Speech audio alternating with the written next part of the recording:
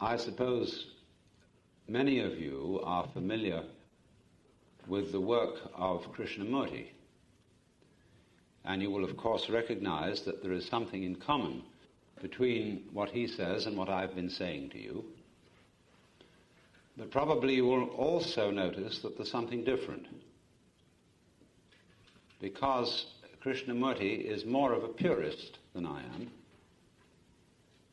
and he takes apparently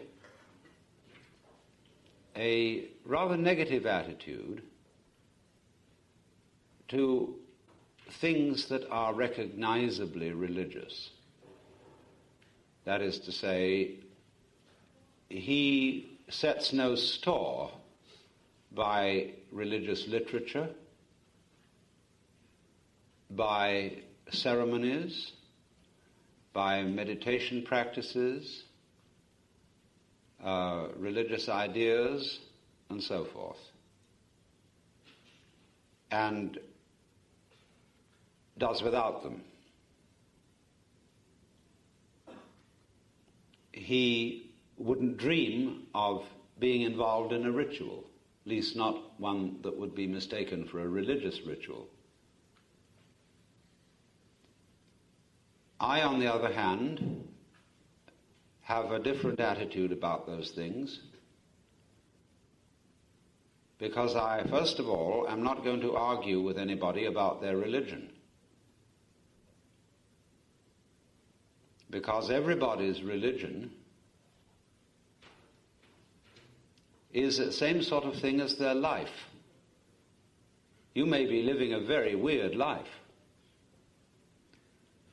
but I could say, speaking sort of from a Hindu point of view, that that's your trip this round. And the religious people do it too. They do their meditations at 40 minutes before breakfast. No? Meditate. Then they've got stages they can get through in it. And they wonder whether so-and-so is doing yoga with Mrs. X, and so-and-so is doing it with Swami B. And Mrs. X's followers are afraid that Swami is phony. And it's not quite the real thing. Well, how do you know whether he's the real thing or not? Well, the genuine Swamis can perform magic.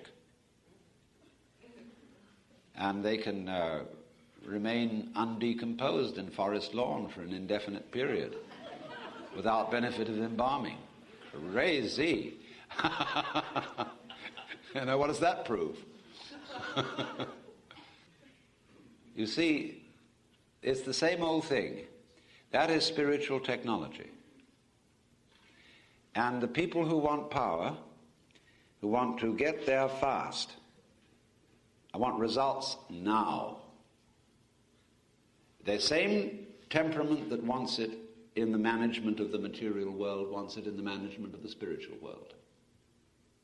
My yoga is more efficient than yours because it's faster. I'm going to get there.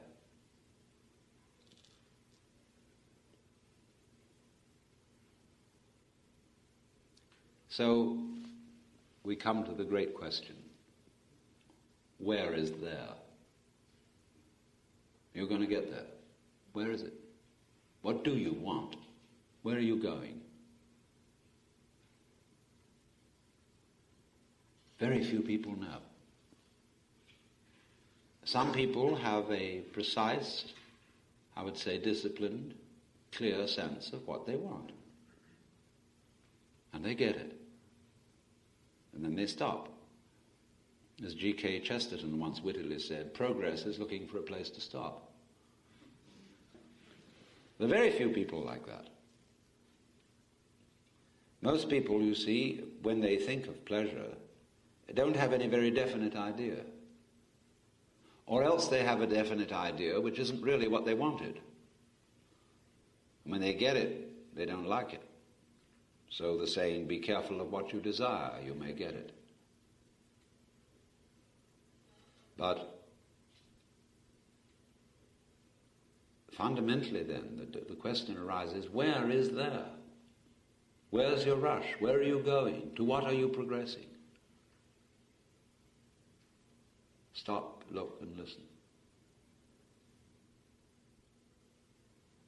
Because you may be there already, only that you don't notice it. From the point of view of a starving Indian in a Calcutta slum, we are all as lucky as Maharajas. If the generation of Maya, of the world illusion, is the play of the Godhead, then he will play the villains as well as the heroes, the fools as well as the sages, and the sinners as well as the saints. And that's why I'm not out to convert anybody or win souls, because it's as if I would go and talk to a pig and say, my dear pig, you should be a cow. Or to a giraffe and say, your neck is too long. Or to an elephant and say, you are too heavy.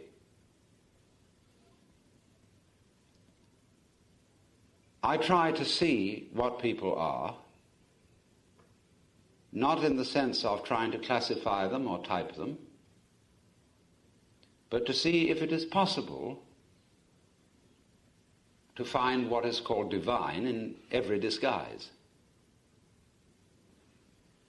and be where old man Kabir was when he came to maturity. He used to look around. He was a mystic who was part Hindu, part Buddhist, part Islamic, who lived in India in about the 15th century. And he used to look around and say, to whom shall I preach?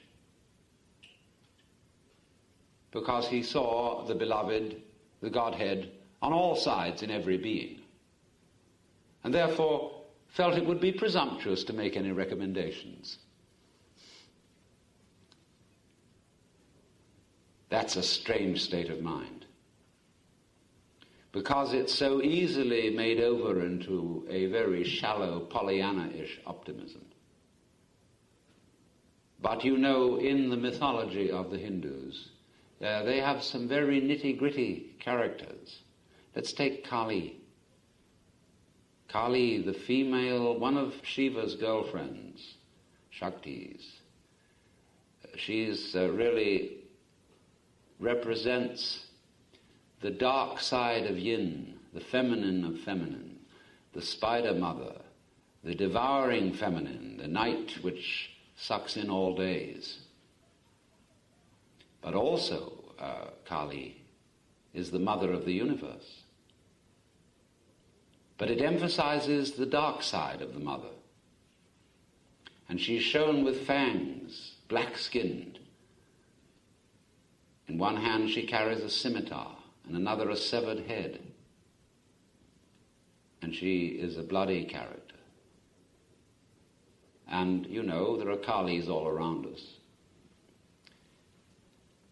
And it's not like saying, oh, Kali's not so bad after all, she has a good side. The thing is to see a bad side as an aspect of the divine. And then genuinely be able to refrain from saying, I wish you would improve. And it sounds sort of tough to do that.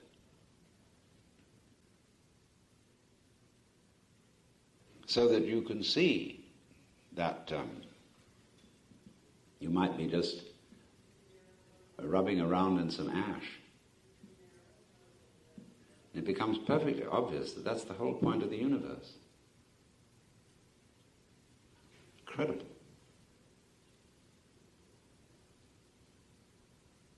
I mean, it's all there. Infinity in the grain of sand and everything. That's it. And you look at other people rushing around. When people's noses, when they're in that state of rushing around, are more pointed somehow than they would be otherwise. The nose seems to be leading out, the eyes wildly searching, and people going about their business every day, serious. I'm going to get there, I'm going to make this thing. You think they're quite mad. You feel sorry for them. You don't feel angry at them, but they're quite mad. They don't realize that now is it. That's where it's all going, as well as where it all comes from. The Alpha and the Omega is now. And indeed the angels keep their ancient places, turn but a stone and start a wing. The whole surround of us is completely magical.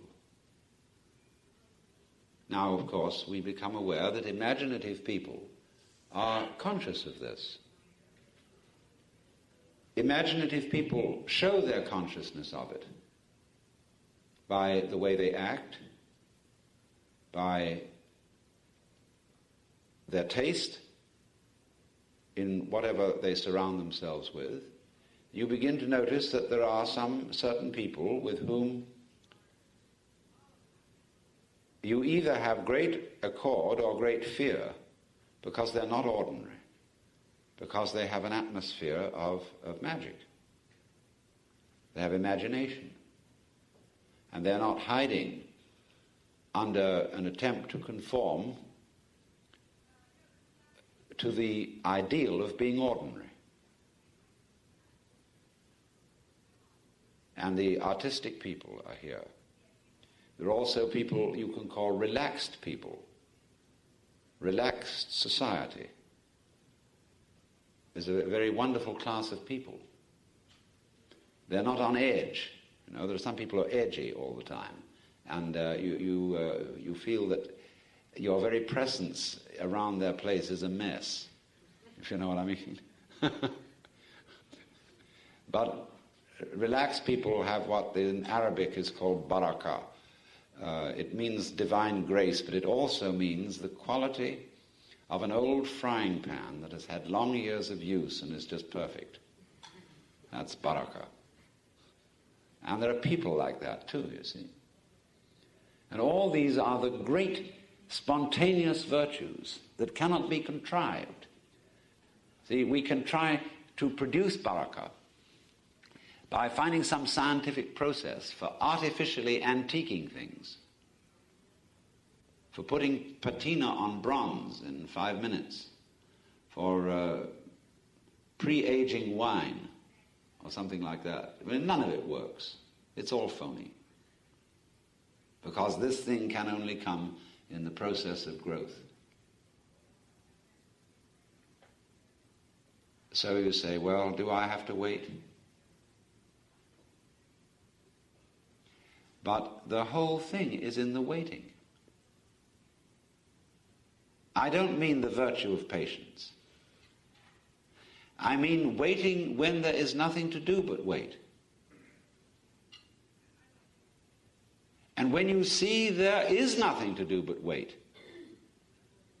then it happens. But it won't be hurried. Because the minute you're trying to hurry it, that introduces the one thing that stops it. The miracle, the magic thing is happening all the time. But you can't see it when you're trying to get it. And you can still less see it when you're trying to get it fast. So there is no alternative but to go through the point of you can't get it at all.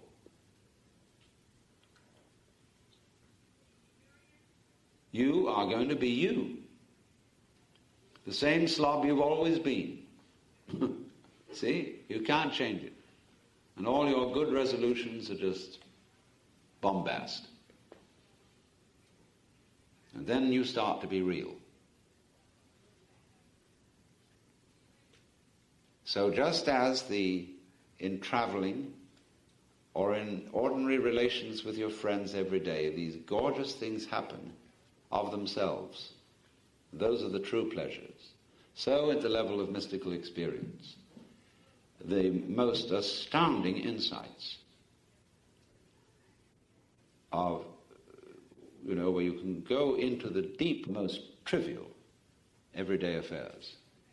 This is behind all those Zen stories of the monk who was sweeping the courtyard and a small piece of broken tile zipped out from under his broom and struck against a bamboo and made a plop. And that sound he suddenly saw as containing the entire secret of the universe.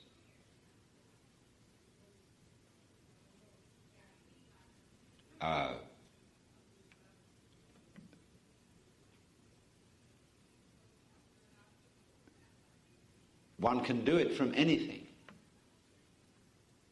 As I say, it could be the ashes in the ashtray. It could be light in a dewdrop. It could be the sound of a bell. Any point becomes the takeoff point, because there's a principle in operation which the Japanese call jiji muge.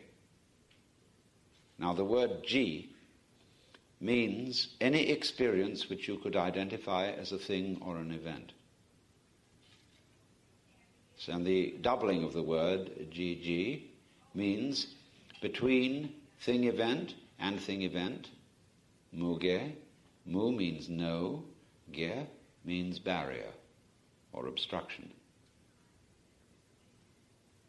Or put it in another way, everything event implies all the others. And here, in this way, you begin to see that that is actually so. When you pick up a chain, you pick up one link and the rest comes. In this, you pick up one thing event and the universe comes up with it. Because you see, there are no separate things.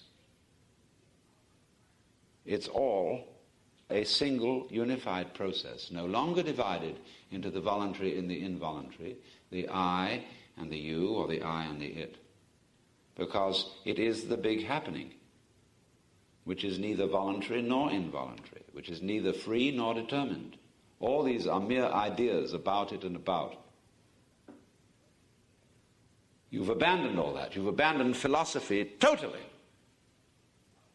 Because you see it's just a net designed for catching water.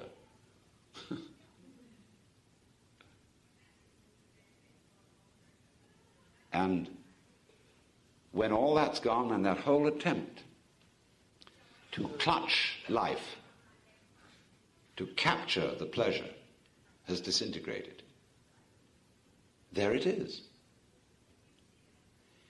And you needn't feel anxious about, will it stay? It's a gorgeous thing to feel you've no longer got to worry whether it will stick around. Because you know that if you do worry, you'll shoo it away. So it's a tremendous relief, you see, not to have to bother with, will it stick around? Will I lose my insight? Will my Satori take wing and go off with the bats? You just forget it. Because the more you let go of it, the more it stays. And you don't even have to worry about, will you be sure to let go of it? Because that too is a hang-up. I mean, I feel the same way when I'm confronted with a representative of the militant lunatic fringe of Protestantism, a Jehovah's Witness or a Southern Baptist or a Billy Graham type. I have immense personal distaste for that kind of religion. So I wonder and I look at it and I think, where is the real kick in that? What are those people really doing? What do they get their basic pleasure from in this? How can God be playing that game?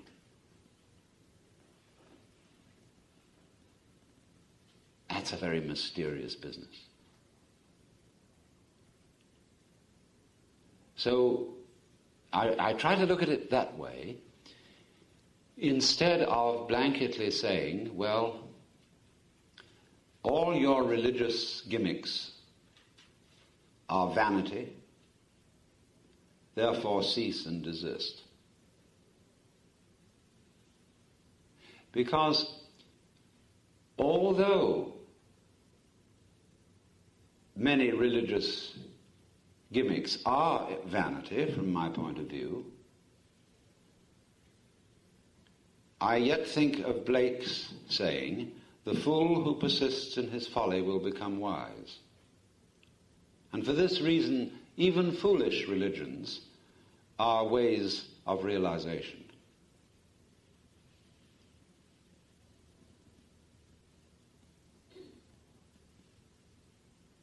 Because the more far out you get from realization, in a way the nearer you get to it, because the path is a circle.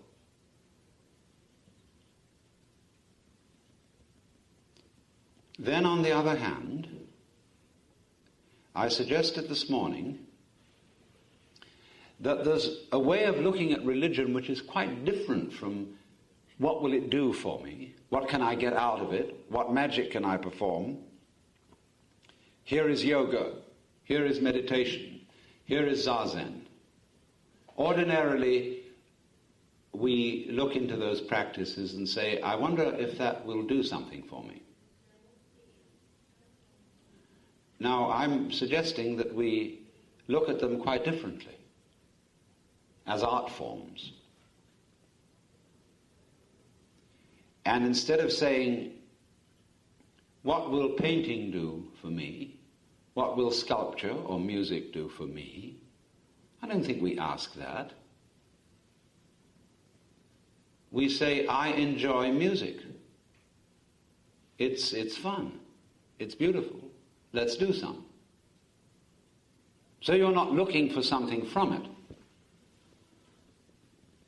And that's the attitude which I take to any practice which may be designated religious.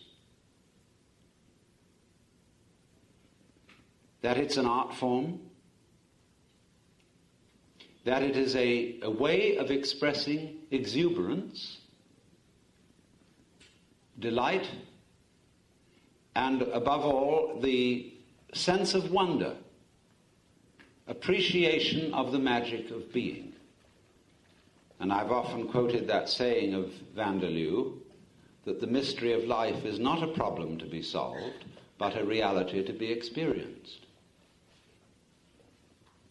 And that people who try to explain mysteries are people who try to destroy mysteries, and that is in a way to destroy life.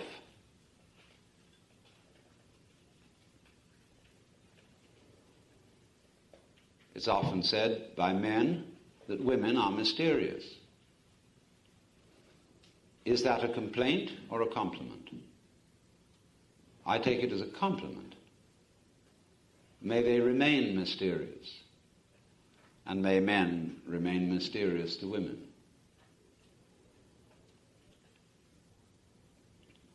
But you would see that there seems to be, after all I've said and after all that Krishnamurti says, there would seem to be something inconsistent in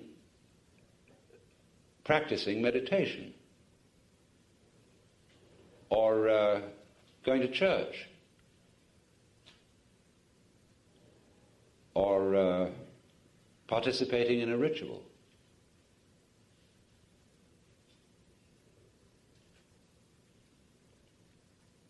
If we didn't do those things,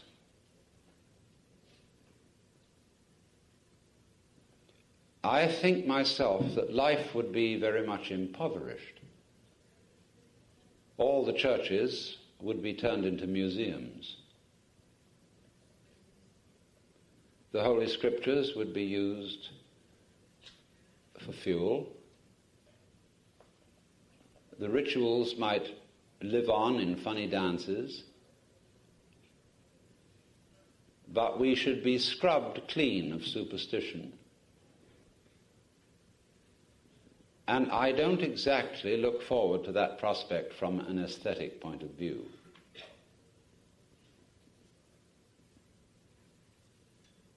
I like magical toys. I don't believe in them in the sense of thinking they will help me in the competitive games of life. But when I see a figure of the Buddha seated on his lotus throne with an aureole behind him and incense burning in front of him,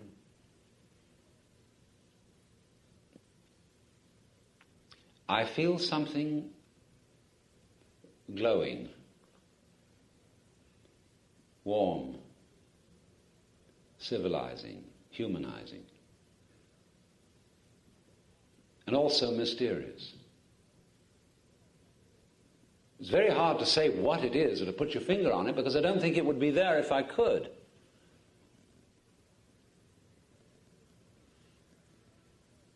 Especially the Mahayana form of Buddhism has spread a kind of warm glow all over northern Asia.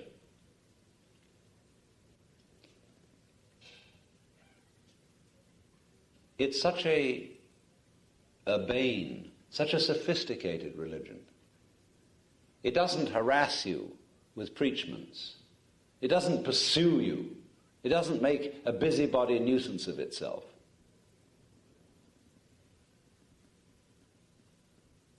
And yet it fosters the arts. It fosters compassion and concern, but not of the kind of concern for people that shoves what is good for them down their throats. And it's so roomy. That's why it's called the Mahayana, the great vehicle or the great course. It has so many different ways in it, so many different practices. And there's no kind of scrubbing people down to the basic essentials. It's not plagued with ephesiology. So personally, you see, I dig that. I also like that side of Christianity, where it's expressed in Roman Catholicism or Eastern Orthodoxy. I don't like scrubbed Christianity, the Protestant kind, where they take away the candles and the vestments and the mystery and the incense and make it all rational.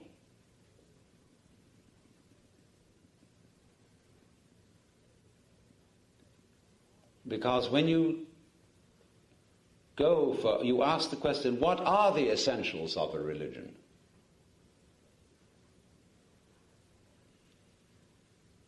To my mind, when people reduce any religion to what they call the essentials, they get rid of all the important things and leave in only the misleading ones. Because when we get it down to essentials, we get back to this question, you see, that all religions offer a way of salvation, or of liberation, or whatever it may be, of union with God. And the Protestant would say to the Roman Catholic, well, all your rituals and obscure ways are getting in the way of man reaching God directly. We want to get all that crowd out of the way and find a more efficient way of getting to God, so that we can reduce the course from 5 years to 10 weeks. Now I have to take off all those holy days too, which distract from business. It gives our apprentices holidays, and we don't want to lose time. We're on the make. But you see, the moment you reduce the time it takes, you take out the religion. Because you make it into an enterprise to get something. And that's what I've been telling you all this weekend. You can't do. Because the moment you try to get God, you assume that you aren't there. When you don't try to get, there's a chance that you may discover that you are there already.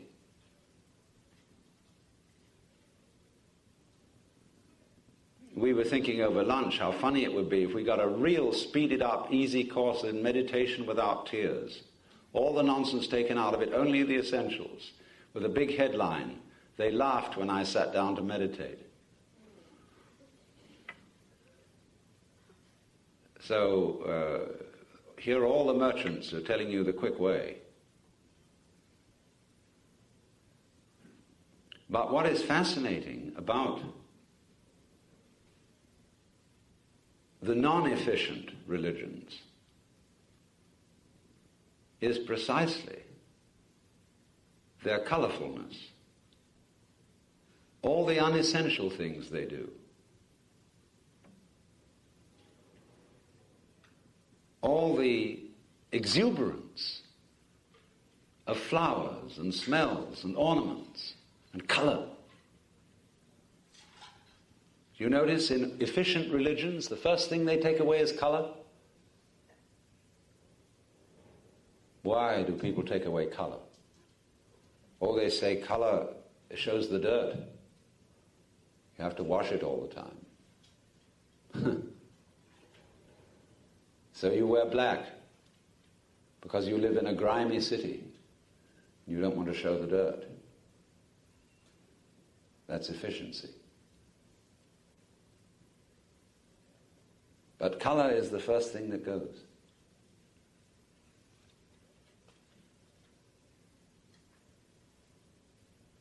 But let's suppose we look at religion in an entirely different way. We have begun, first of all, you see, with the understanding that religion is not an acquisition, and therefore there's nothing you can do to acquire it. You begin from the point of recognition that you are what you are. You can't improve yourself, because if you try to, you'll only make yourself more tied up and messed up. So you have to recognize that, because there's no alternative. And then you're in a position to be very simply and ingenuously aware of life without trying to do anything to it. You let it happen. And then it begins to show its color. And then you feel intensely the marvel and magical nature of the world. So that whatever you do by way of a religious practice is an art form, like singing, to express the marvelous feeling that comes out of this.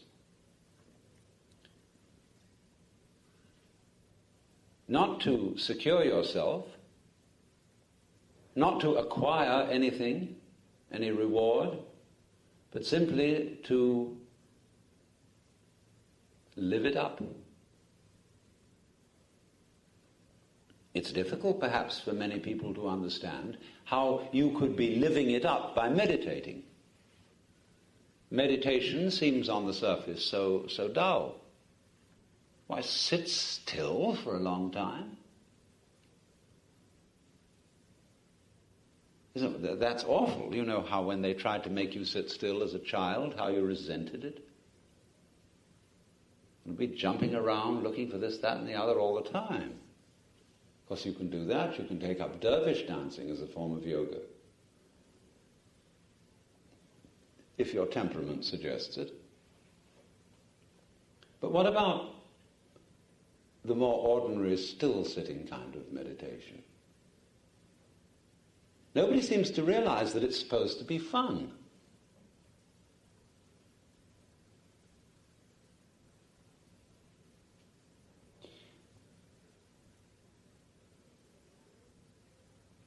You know, when you have been sick and you just have to lie in bed, there's nothing else to do, while everybody else in the world goes about their business, and you're left with almost nothing to do except listen. And you hear all the funny little noises that you don't normally notice. of not only people but also animals and birds and things going about their daily business. And it suddenly occurs to you that this is an unheeded symphony that's going on. You notice the sunlight leaving curious patterns on the painted walls, maybe of a hospital room, where there are patches of damp and cracks in the ceiling. And because you are in a condition of complete receptivity and passivity, all this starts to come to life. Because, of course, passivity is the root of life. Activity is the end of it, but passivity is the beginning. It's the womb from which creation starts.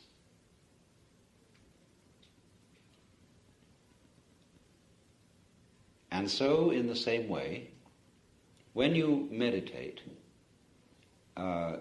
in some schools you will be given something to meditate on. Although very often when an Oriental explains that he meditates, and a Westerner asks, as he will, what do you meditate on? The Oriental will look vaguely surprised. He says, I don't know what you mean. I don't meditate on, I meditate. Although, as I say, you might be given the practice of concentrating on a visual image of a chakra or a mandala or a syllable or humming a sound or some focal point. But that isn't necessary. When you are at the point at which I'm speaking, where you are simply not doing anything, even not trying to do nothing, you can't, then you are sitting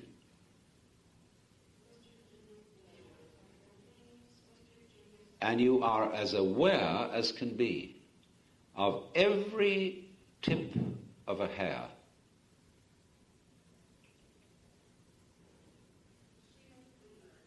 And you've got nowhere to go, you're not in a hurry.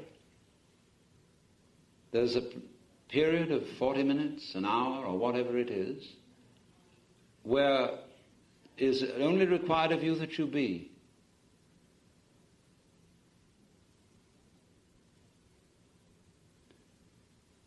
Now, normally at that moment one is impatient, somehow bothered by having to be restricted.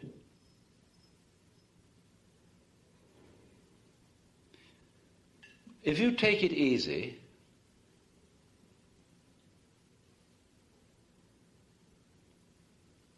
you will feel no restriction. I'm trying to think how I can explain this.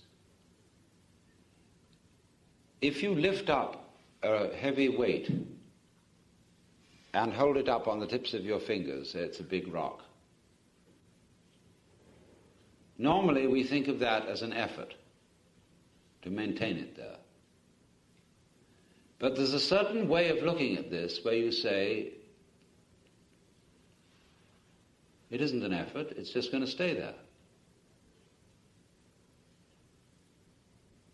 And instead of fighting against any feeling of tension that the rock causes, you just turn that tension into, it's going to stay there.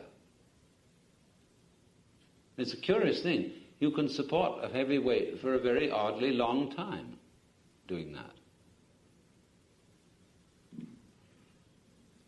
So in the same way, when you sit, even if your legs hurt or you get uncomfortable, there's a certain attitude wherein that just disappears, and you've got this extraordinary... the only thing it does is it keeps you awake, which is fine. But then you've got this extraordinary feeling of the amazing nature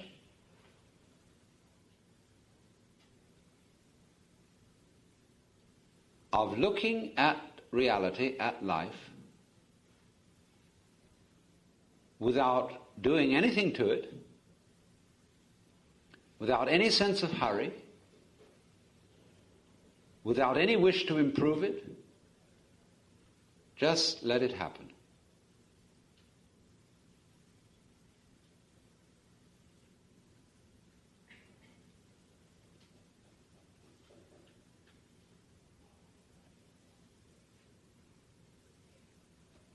And you can understand then why Buddha images look blissful.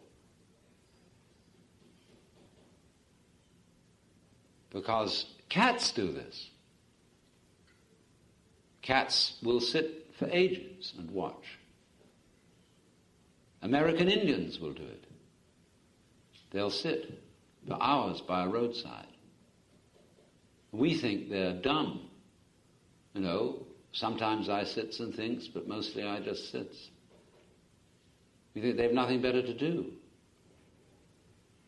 Someone else was saying at lunch that if you're bothered on the phone and somebody asks you, could you come over this morning and do thus and so, it's perfectly legitimate to say, no, this is my morning for a hair appointment, this is my morning to go down shopping, etc., and I can't come. But if you say, this is my morning to be alone, people would think you were very strange,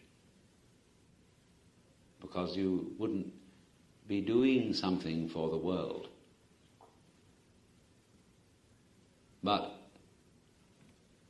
hermits, for example, and people who live solitary lives and meditate a great deal, are doing an enormous amount for the world.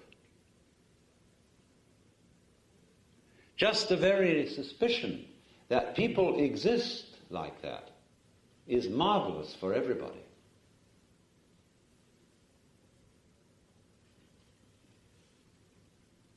Because it says to all of us, where do you think you're going? Why are you raising so much dust? Because you think you're going somewhere and you're already there. And this dust is getting in everybody's nostrils, and it is polluting everything, all because you are so busy to put up this big thing, whatever it is. It's getting top heavy and it's getting a bore holding the thing up. So to know that there are hermits deep in the forest is like knowing that there are still streams and flowers which no one has ever seen. We are mostly of the mentality that if we heard of a hidden valley full of flowers which nobody has ever seen, we would say, that should be open to the public, should be bought for the nation, and they should put in a ranger station and toilet facilities and a picnic ground. It'd be still worse if there were one person living in there and enjoying it all by himself.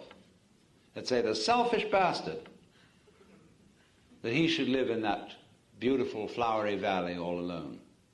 Open it up. Let's all have a look. And then when everybody's had a look, the place is a desert.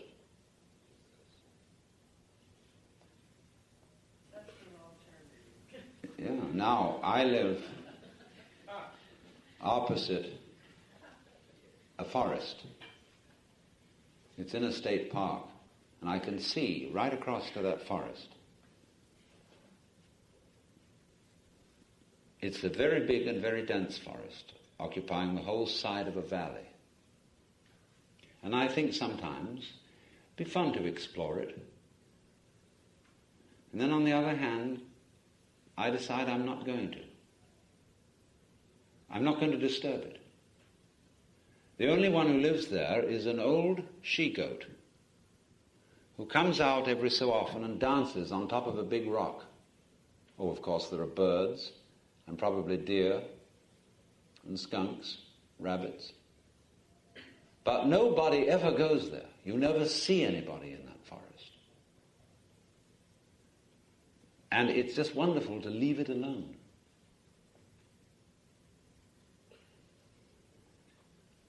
So, you see here two things, two trains of my thought connect.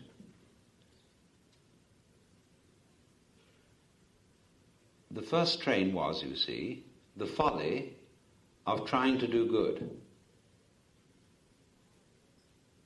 And the second train is that you are doing good by doing nothing.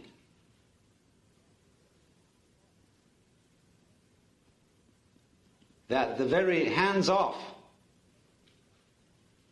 on this thing called life, the meditative attitude, which realizes to you how magical it all is, also benefits other people in the same way as the untouched forest and wilderness land benefits people. It's essential to our sanity to have those areas of uninterfered with life. So we might say that is the passive side of exuberant religion, is the meditative. The one activity in which we are completely here and now and not seeking any result.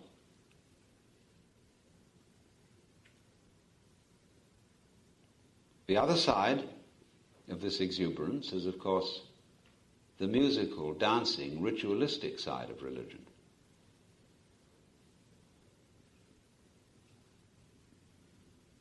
When you see another kind of ritual,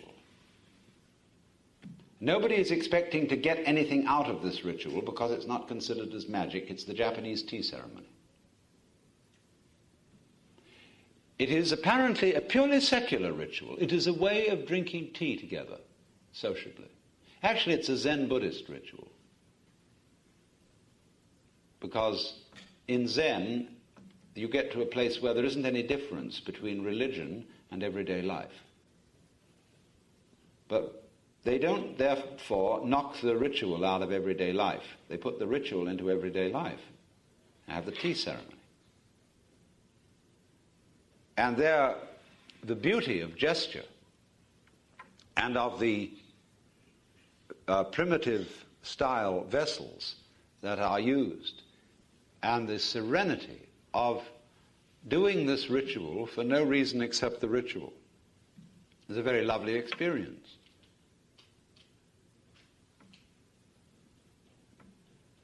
But you see, in the life of America today, and you notice it here in a rather special way, there is very little joyous ritual.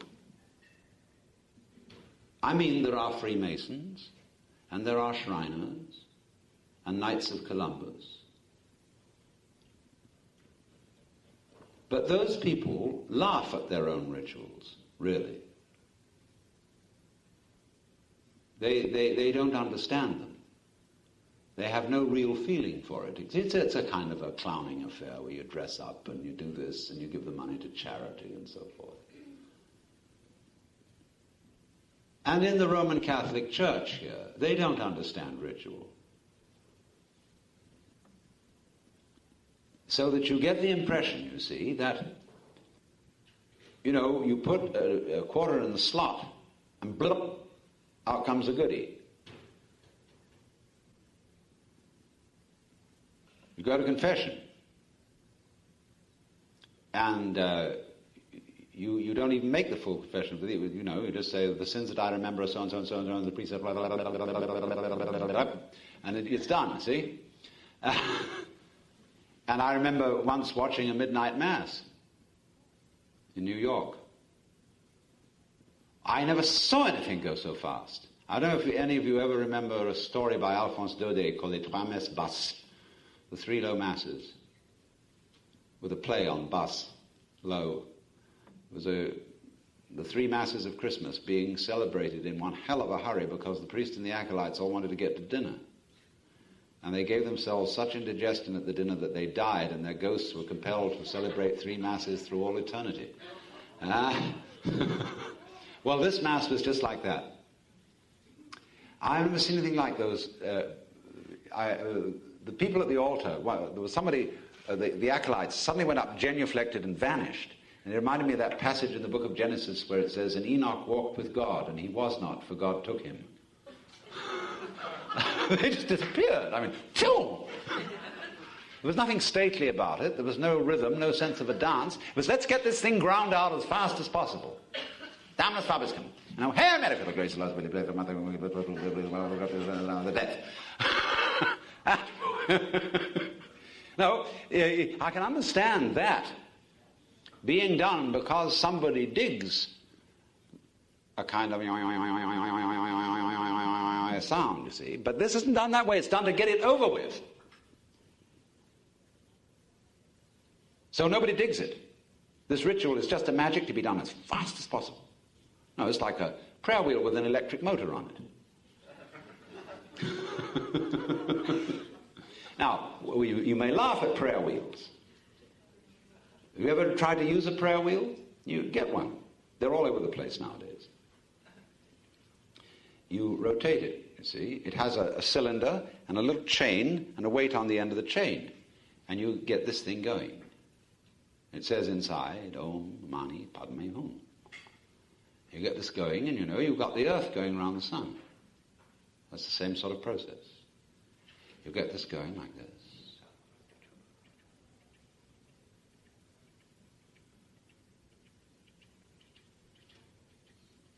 It's fascinating. There's a little bit of a trick to it. See, you don't want the chain to get loose and drop the weight on the end. So you've got to keep that rhythm going. Once upon a time, there was a miser. And a Buddhist priest was his friend. He thought he was going to trick that miser. And the Buddhist priest said to the miser, look, every time you say the religious formula, Namo Amida Butsu, which means Namo like hail, or it really means the name of, Amitabha, the Buddha, that's the great Sun Buddha, I'll give you 1 sen, which was 1/100th of a yen. That was a very small amount of money, but all you've got to say is Namo Amida Butsu, and I'll give you a sen. And the miser thought, that's crazy. Think of all the money I'll make. So he began, took out a brush, Namo Amida Butsu, Namo Amida Butsu, Namo Amida Butsu, Namo Amida Butsu, Namo Amida Butsu, Namo Amida Butsu, Namo Amida Butsu, Namo Amida Butsu, Namo Amida Butsu, Namo Amida Butsu, Namo Amida Butsu, Namo Amida Butsu, Namo Amida Butsu. See? And the priest used to come and look at him every day and see this huge sheets of paper accumulating with all the counts he had done, 1 sen each. And the priest was very happy as I'm going, Namo Amida Butsu, Namo Amida Butsu, Namo Amida Butsu, Namo Amida Butsu. One day he came, there was the miser sitting saying, Namo Amida Butsu, Namo Amida Butsu, Namo Amida Butsu, and he wasn't making any marks. Priest said, ha-ha! And another day, he was still sitting there. Nothing happening at all. And then one day the priest came and he opened the gate at the end of the garden path, and the doors flew open and the miser came rushing out and he embraced the priest and says, oh, he said, I can't thank you enough. You don't owe me any money at all.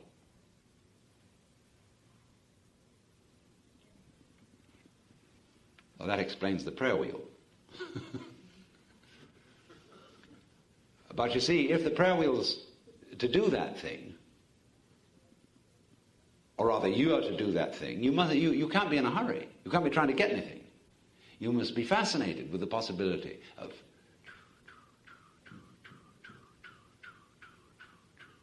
see? And you just do this choo, choo, choo, choo at your wit's end. That's why you're a kind of a nut. You have to be, you see, to do this. You're at your wit's end. So all there is, you don't have to say anything, you don't have to think anything, you don't have to be virtuous, you don't have to believe anything. All you have to do is to go, to go, to go, to go, to go. See, that's it. And so you can have a ball swinging that thing. So that therefore we need to be delivered from utilitarian religion altogether and come to the realization that the highest form of religion is perfectly useless.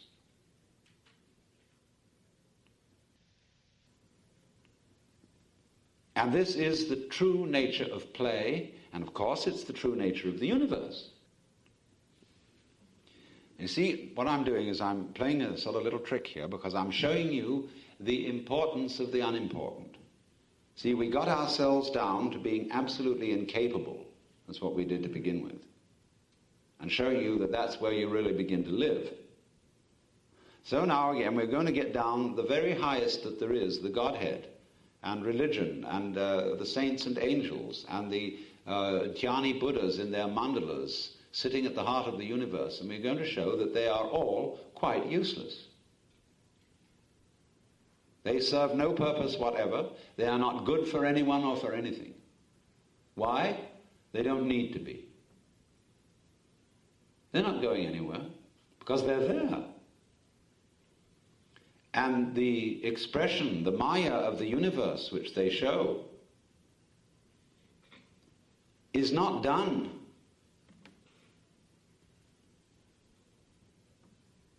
because they have some purpose to work out. It's the way you spend your time when you don't have any purpose to work out. Then you can afford to be devious. You don't have to go the direct way. If you've got a purpose, get there, baby. See? Like that, get there. But if you don't have any purpose, you wander. And you go... And suddenly you say, well, that's the outline of a leaf. And all those veins going through it. See?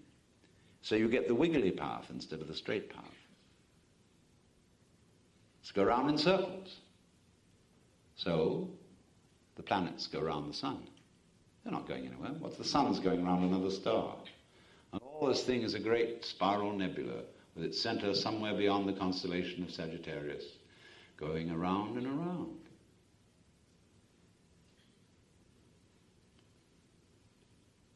So, in the religious dance, we all join hands and we go around. In meditation, you make your breath go round. It isn't just in and out like a pump. It's not like that. It's like goes like this. And there's no sort of hitch between the in and the out. It flows the whole way. See, in yoga. It's called, the Chinese call it the circulation of the light. It's going around. In Buddhism and in Hinduism, they talk about the world as samsara, the round.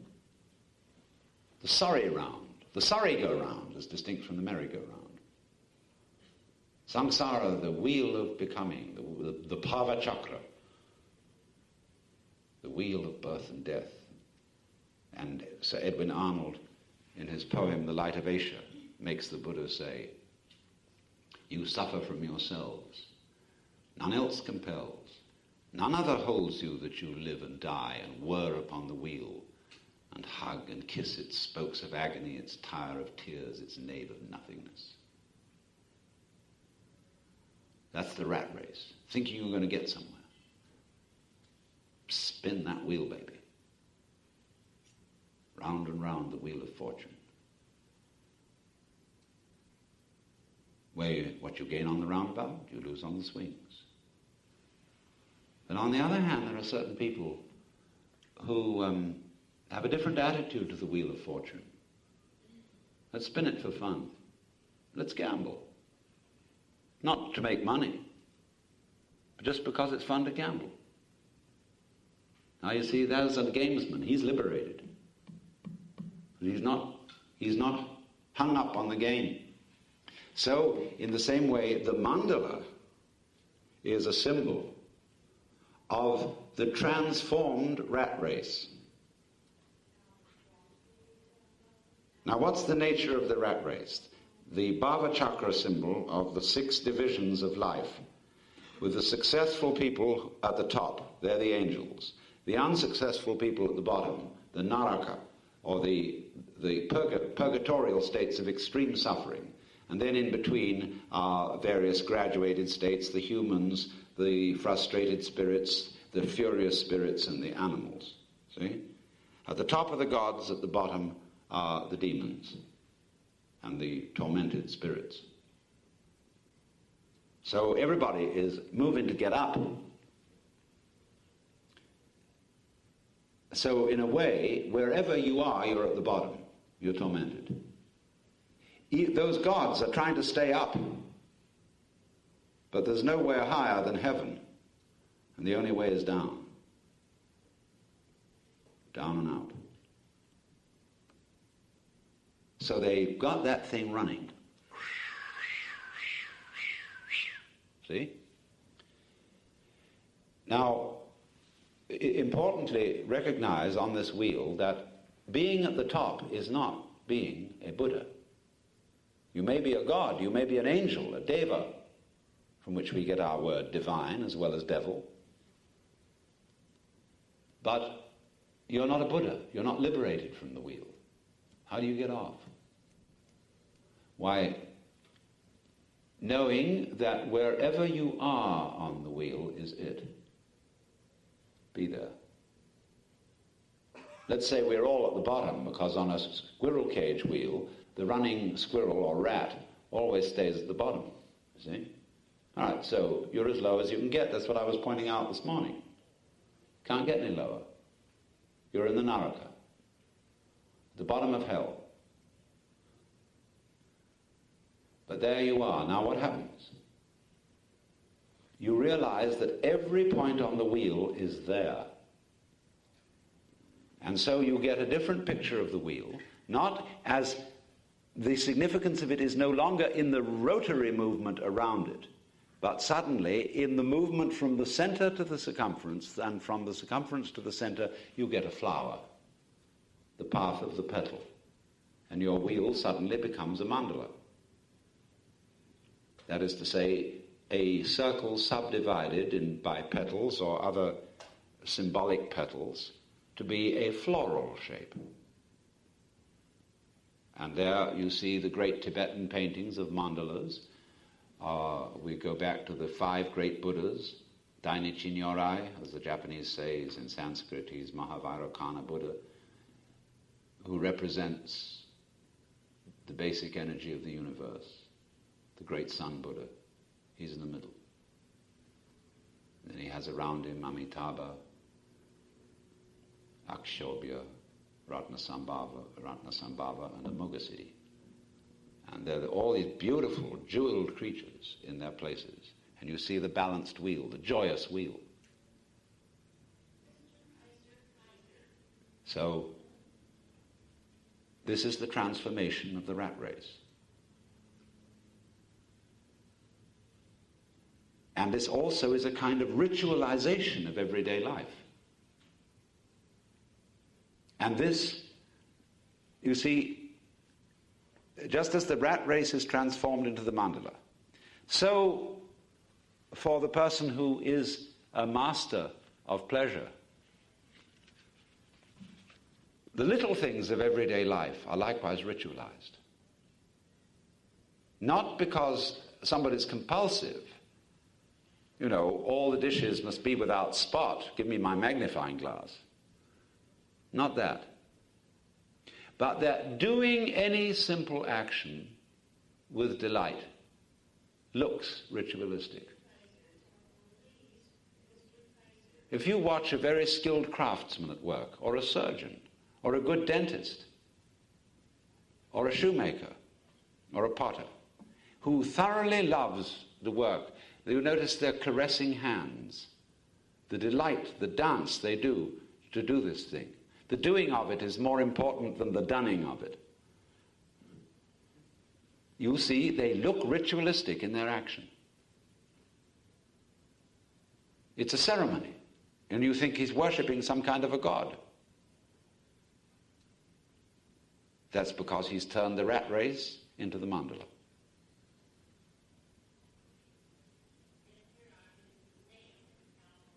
So you can do that with everything if you're not in a hurry. And you're not in a hurry if you know there's nowhere to go. I mean, here's the end of the line, and there's a place called death and a tombstone on it. It says, well, he did it once. We write his name on the tombstone. That's the end. That's where you're going, if you look at it from that point of view. But if you're going here,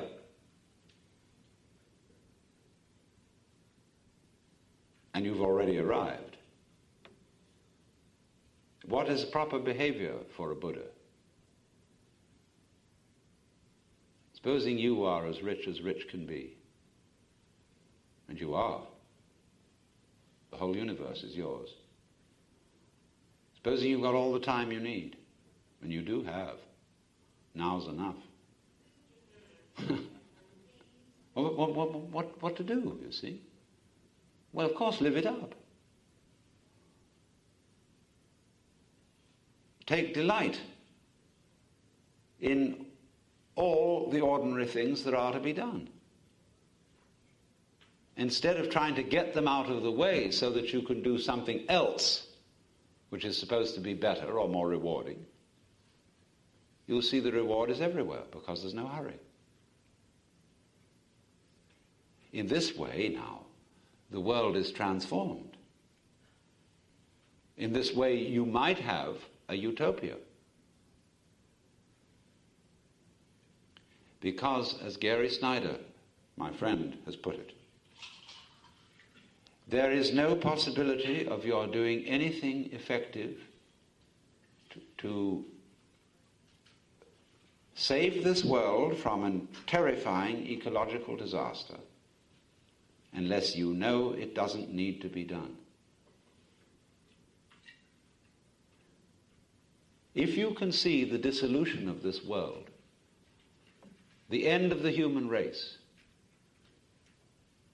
as the Kali Yuga that Hindus talk about, the cosmic cataclysm, which comes at the end of every 4,320,000 years, every kalpa, and realize that this ecological disaster is simply the periodical death of a world system. And therefore there's nothing specially tragic about it. It's the way things go, just like the death of every individual. You would think that such a realization would make a person cold, indifferent. But no. If you understand that and you're not fighting it, you are not afraid of it. And if you're not afraid of it, you can handle it. But you have to show that the preservation of the planet and of life is not a frantic duty. It's a pleasure. And you won't convince everybody it's a pleasure if you go and scream in the streets, start throwing rocks. Then you're saying it's your duty. To whom? To whom do we owe this duty?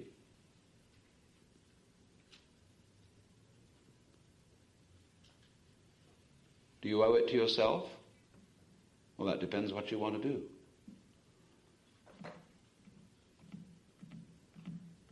Do you want to go on chasing on the wheel?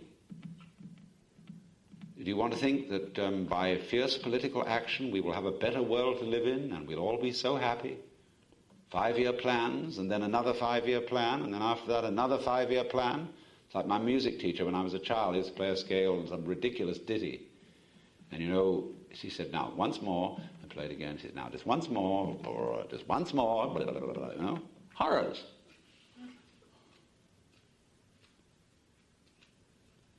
But you can find or realize the great life if you're not looking for it.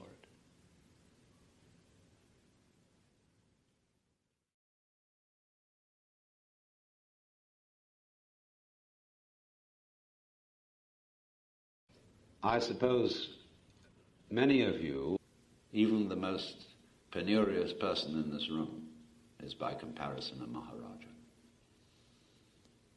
You're there. You've arrived.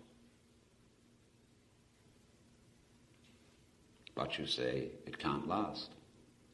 Eventually, I'm going to turn into a corpse. That gives you the horrors.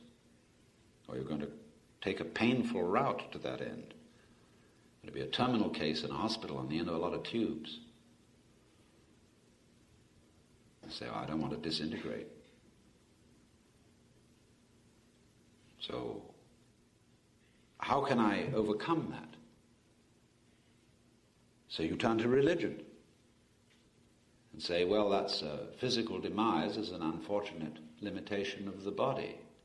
So I'm going to identify myself with something beyond the body so that I can believe that that will go on and that will be the true vehicle of my personality. I shan't lose all that I've acquired carrying around with me, my bag of rubbish. I managed to smuggle it across the border. They say you can't take it with you, but you can if the guards can't notice it, because the baggage is spiritual. Hey, do you know what the gate of heaven is? Hear about the pearly gates? People think it's gates decorated with pearls. It isn't. The gate of heaven, it says in the book of Revelation, is one pearl. Of course, it's got a hole through for the string. You've got to get through there. And you can't get through if you've got a lot of baggage. So you've got to leave your past behind to get through. Now, what happens to you when you get rid of your past? Forget it all. Forget who you are.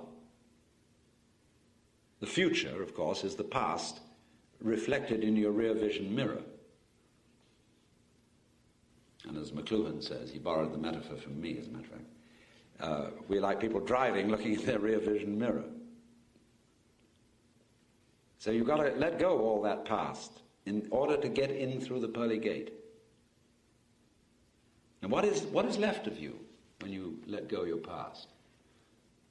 What remains? No, you can't bring out your education. Can't bring out your ancestry. Can't bring out your distinguished accomplishments, the things you've done, because they say, well, you've done all that, but let's see what you can do now.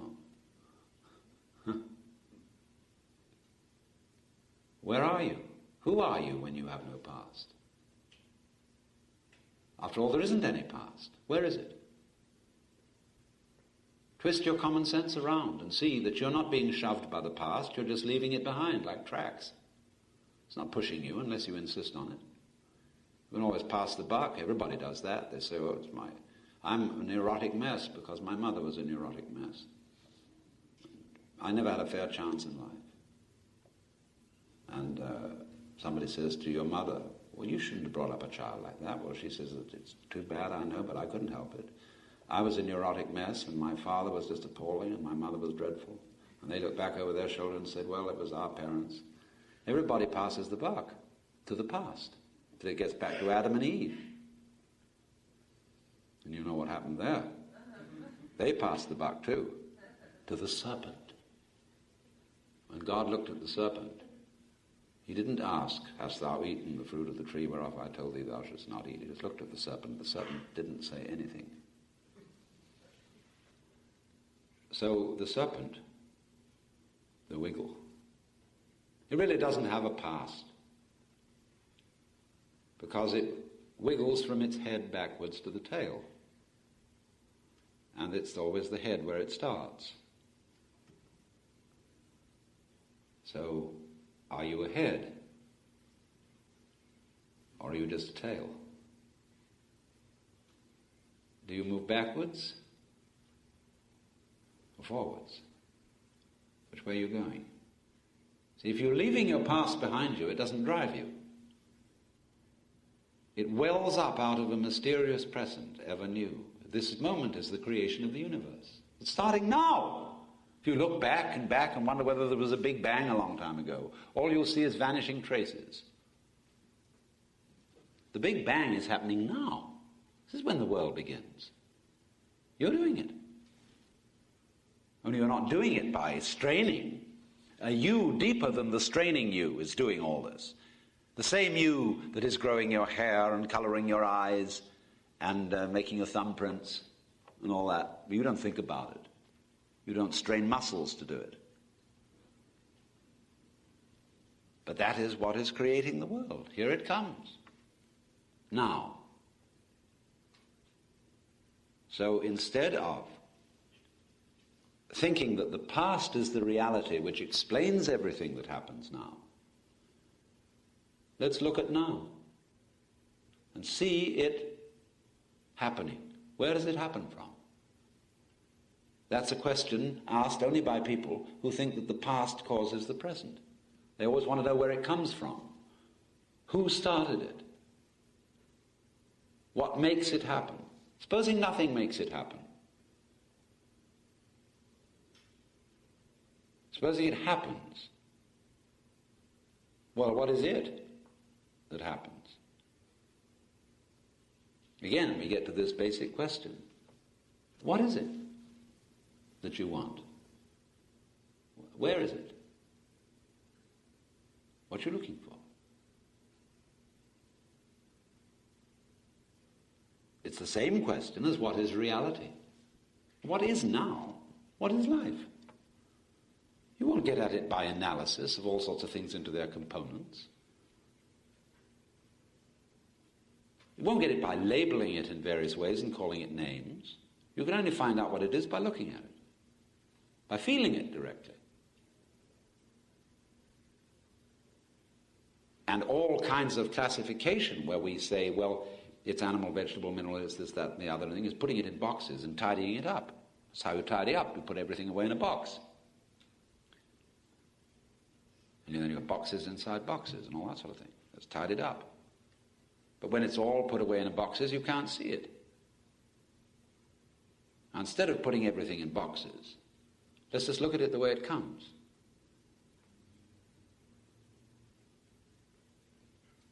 Now, that's enough to start with. I've therefore discussed the principle of the necessity of wiggling.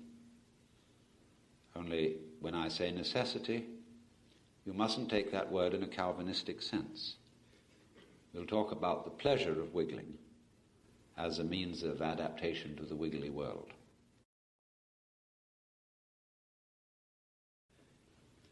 We can consider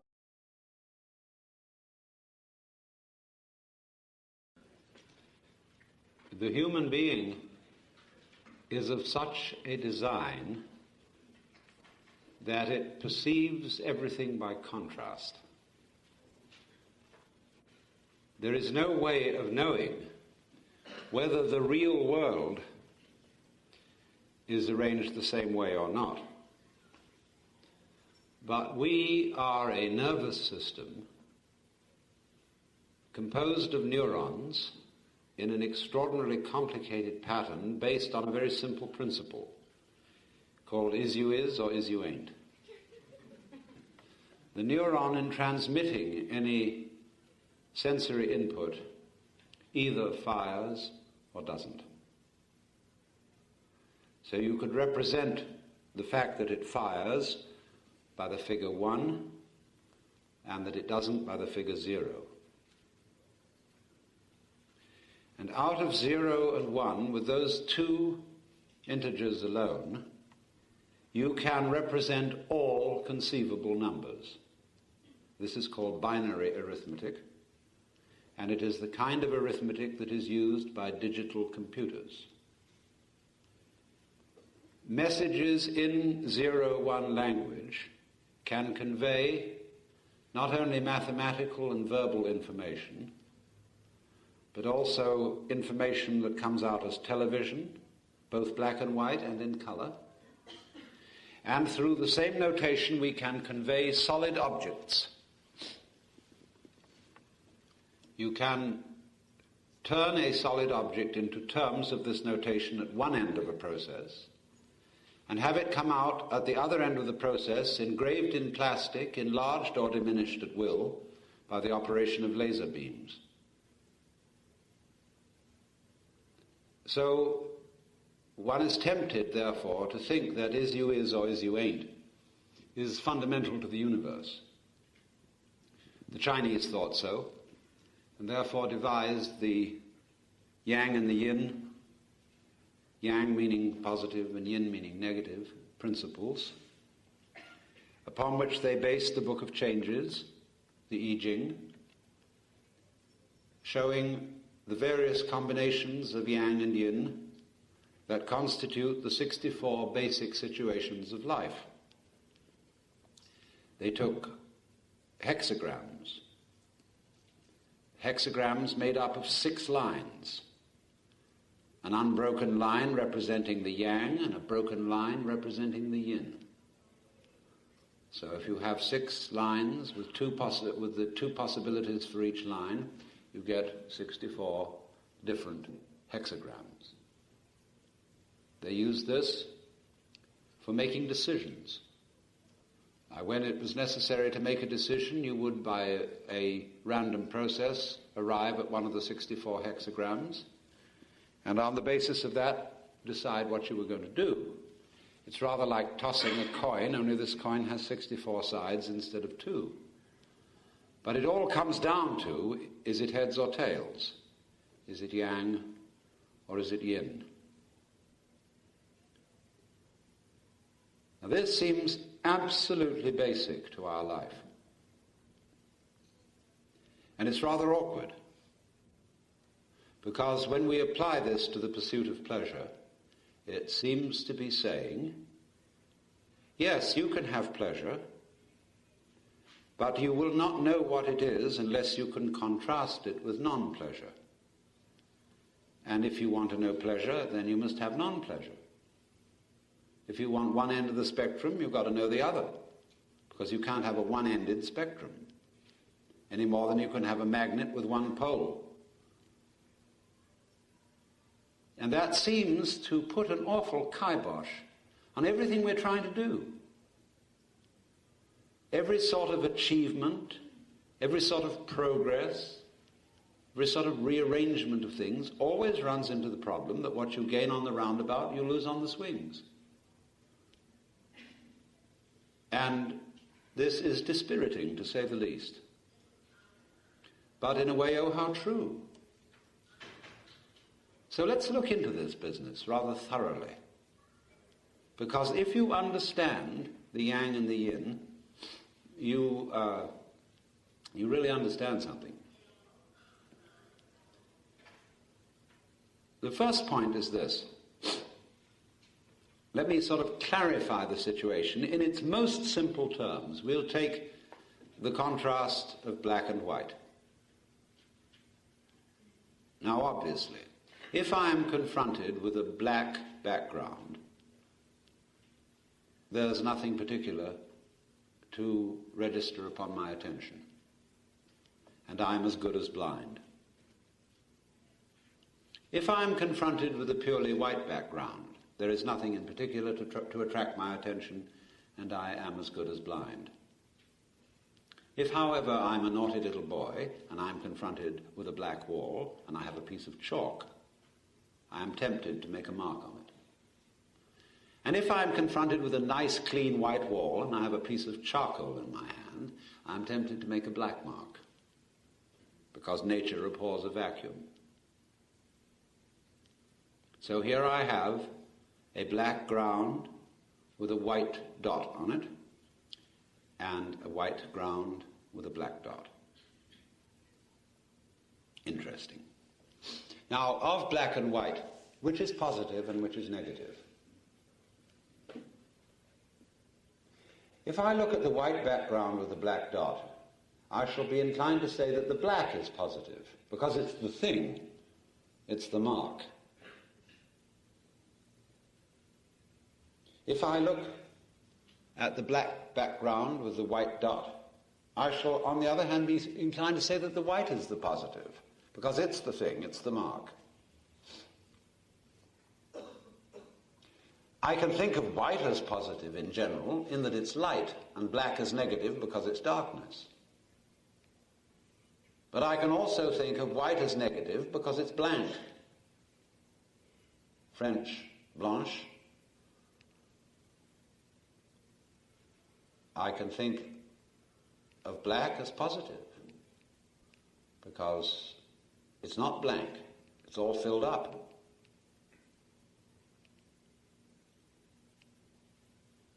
Then again, I can think of the dot as being the negation in both cases, because my black background with a white dot is a picture of a wall with a hole in it. and my white background with a black dot is a picture of a box with a hole in it. But I can choose it either way I like, call white negative and black positive, or vice versa. But it's difficult to do both at the same time.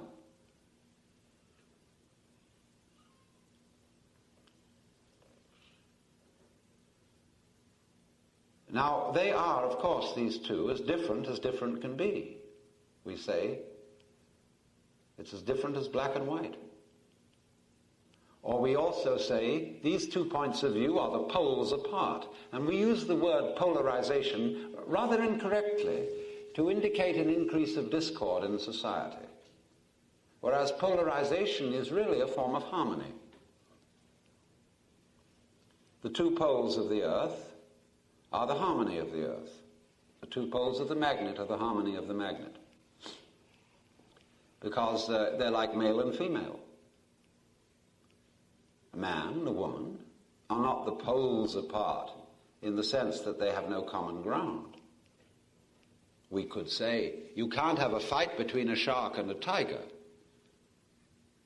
because they've no common ground. One lives on land and the other in the water. But there is common ground between poles, obviously.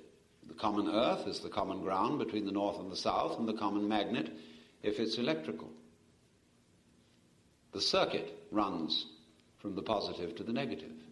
And the circuit won't begin to run until a negative pole is established. That's what happens when you turn on the switch. So therefore, although the black and the white, the positive and the negative, are as different can be, they're also the same, because they're differences of one field. And this is what makes the difference between what we'll call an exoteric point of view and an esoteric point of view in philosophy, religion, and so forth. From the exoteric point of view, the black and the white are emphasized with respect to their difference. Good and bad, life and death. Oh, how different. Light and darkness. God is light, and in him is no darkness at all. That's the exoteric point of view. But always behind that there's a secret. Every religion has a secret. There's always something esoteric. What is the esoteric thing that is only revealed to initiates, to people who can stand it? It's simply that black and white, although explicitly different, are implicitly one. Because you can't have one without the other. You could say black is white, if by the word is you mean implies. The Buddhists say emptiness is form, and form is emptiness.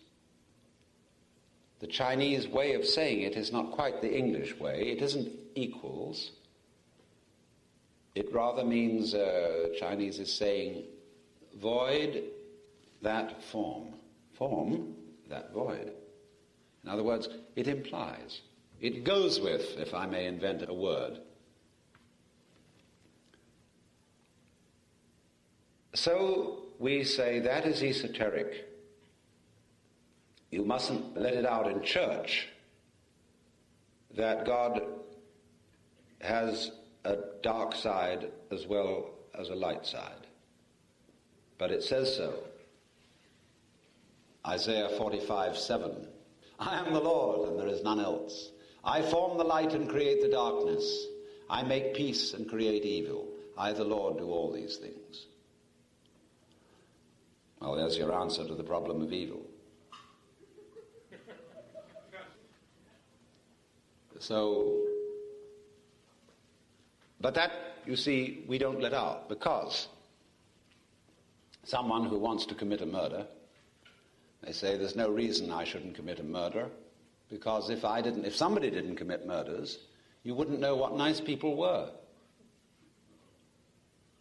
If somebody didn't steal or cheat, you wouldn't recognize honest men.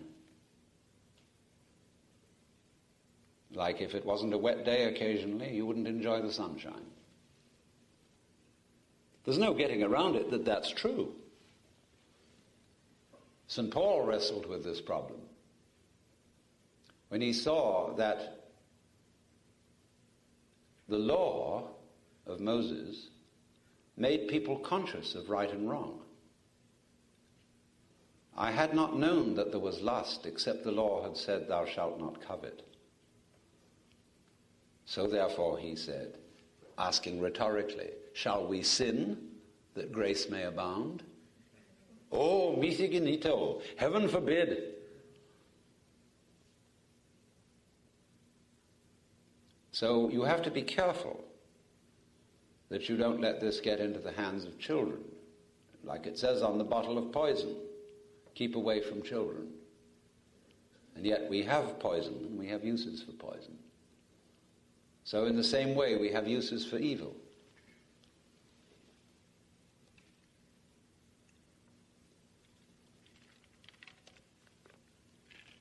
In the ordinary way, we do a balancing act between them. And what we do is this. We establish an in-group and say, this in-group, which is us, has a collective ego.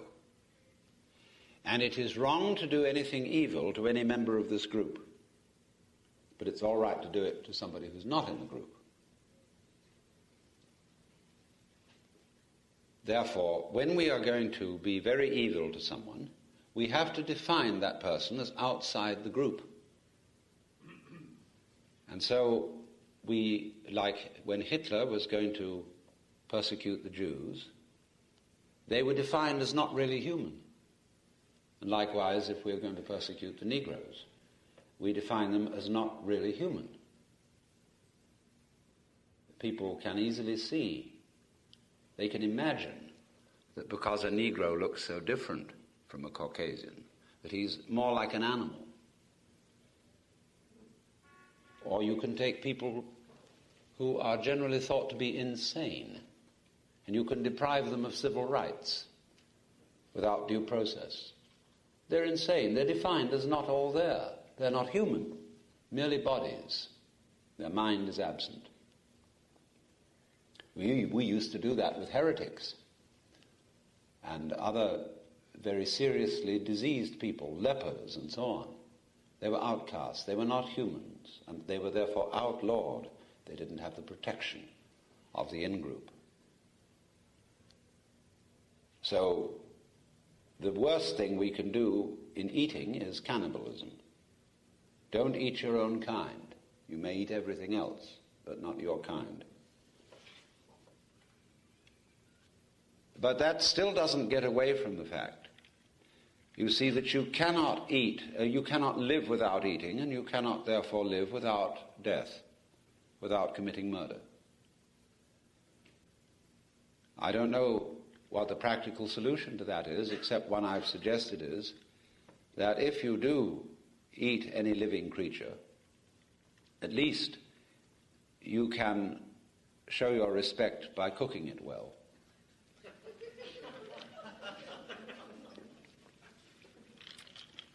As Lin Yu Tang said, a fish that is died for you and has not been well cooked is died in vain.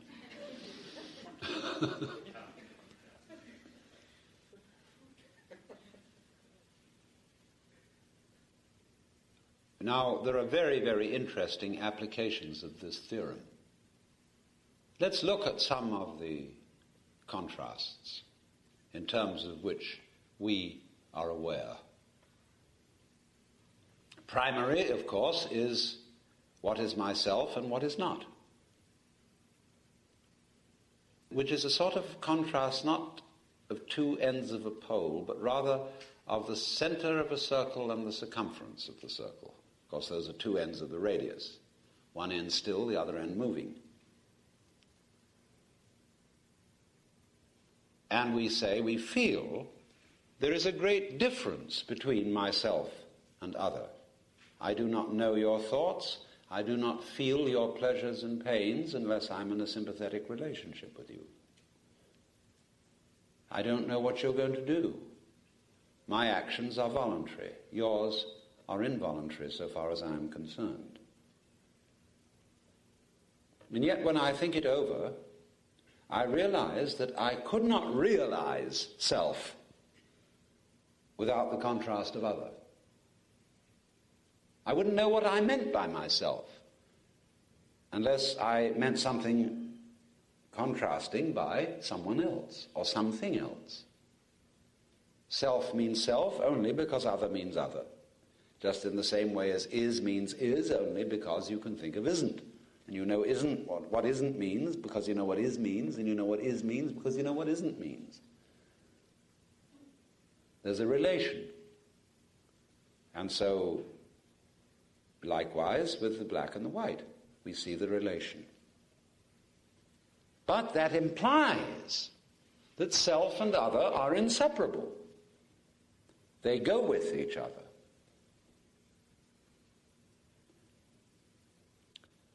Characteristic of the difference between self and other is voluntary behavior and involuntary behavior. What you do on the one hand and what happens to you on the other. This is not always quite coterminous with the difference between self and other, because when you have hiccups, you feel that it happened to you, but it was your hiccups, or belly rumbles, or headache, or whatever.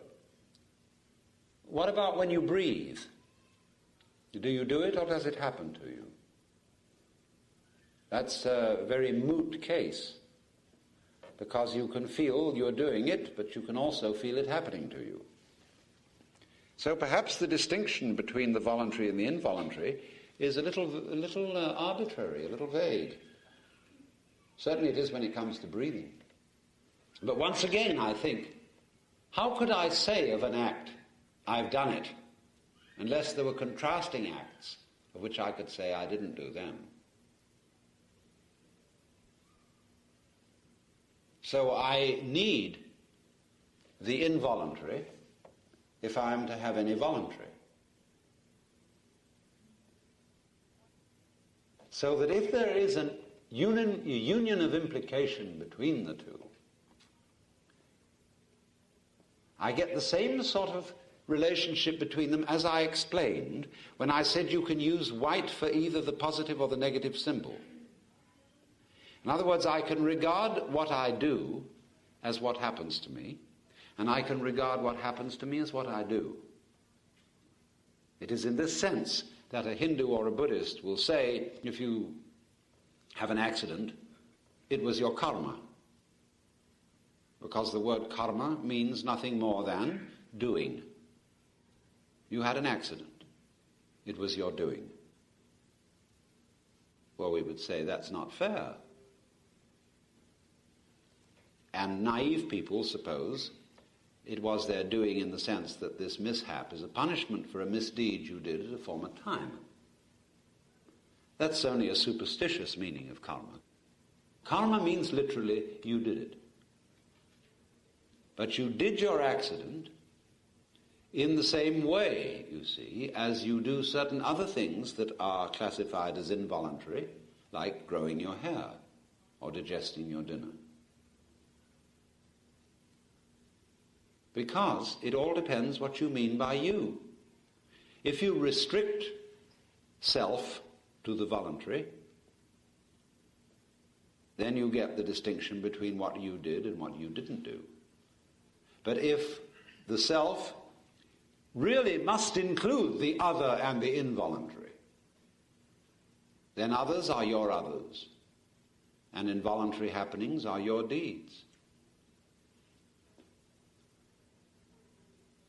That's rather interesting. You may feel, as a result of seeing that, one of two things. You may feel that you really don't do anything at all, that you are in a completely deterministic universe where everything happens. That your own voluntary decisions and deeds spring out of unconscious mental mechanisms which determine them completely, so that you are at best only a witness of what happens. Or you can feel the opposite of that. You can feel that you are God, and that you're doing everything. That rocks fall, water is wet, and fire hot because of you, which is in a way true, because the sun would not be light except in relationship to eyes that can see light, nor would rocks be hard except in relation to relatively soft skin, nor would they be heavy except in relation to a certain musculature. So by the way you are, you evoke the way the world is. We might say there are some vibrations out there that are really out there. But these vibrations are not colored, or soft or hard, or light or dark, or light or heavy, until in relation to some sensitive system. But then again, the sensitive nervous system is part of the external world. And the external world is an event in the nervous system. The inside of the box is outside the box, and the inside and the outside is inside. I mean, it seems to flip-flop perpetually. Take again another contrast. The solid and the space. Most of us think that reality is solid rather than space. We talk about hard facts. We talk about impenetrable reality, even brute facts. The hard always seems real, just like the black mark on the white background. Even though it's black, the thing. Even though the solid is untransparent, unluminous, it seems to be more real than blue sky. This is a very partial point of view. Can you imagine a world that was solid without any space? The edges of the solid would be, of course, invisible. There would be no edges, because an edge is a point of interface between a solid and a space. So if you take away space, you take away solid. Right, let's take away solid. Where's the space? After all, you say of space, it's a space between. If there are no limits, there's no space. Even if you imagine purely empty space, you've always got the sense of yourself looking at it, and that's the solid.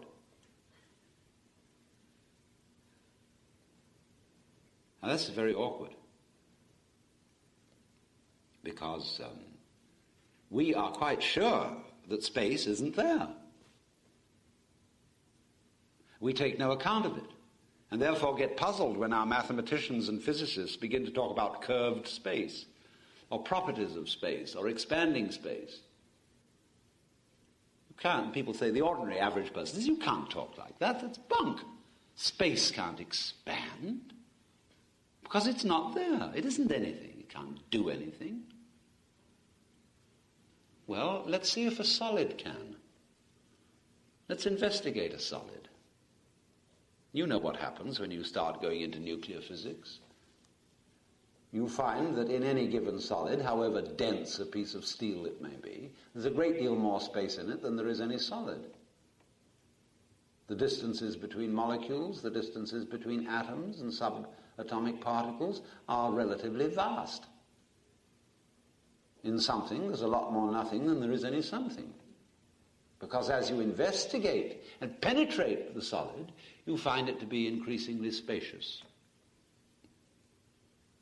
Now, what happens when we investigate the spacious? How do you investigate space? Why, you go there. You bring in a solid. You map it.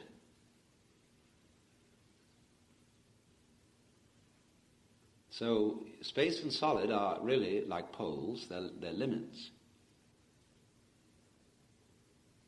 And it's same with yourself and the other, the organism and the environment, the individual and the world. Go thoroughly into any one and you get the other. Ask, for example, the question, what do you mean when you love yourself? Love yourself thoroughly. I want you to be as completely selfish as possible. Tell me, what do you love? Wowee. See, well, I like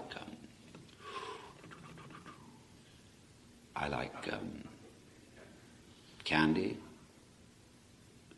I like beautiful girls. I like beefsteak. I like wine. I like good bread. I like the sun on a lovely landscape. I like clear water. I like music. Come on, talk about yourself, will you, for a change? And I suddenly realize I can't.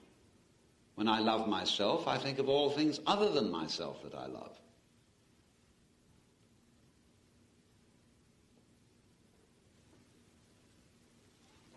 It's very queer.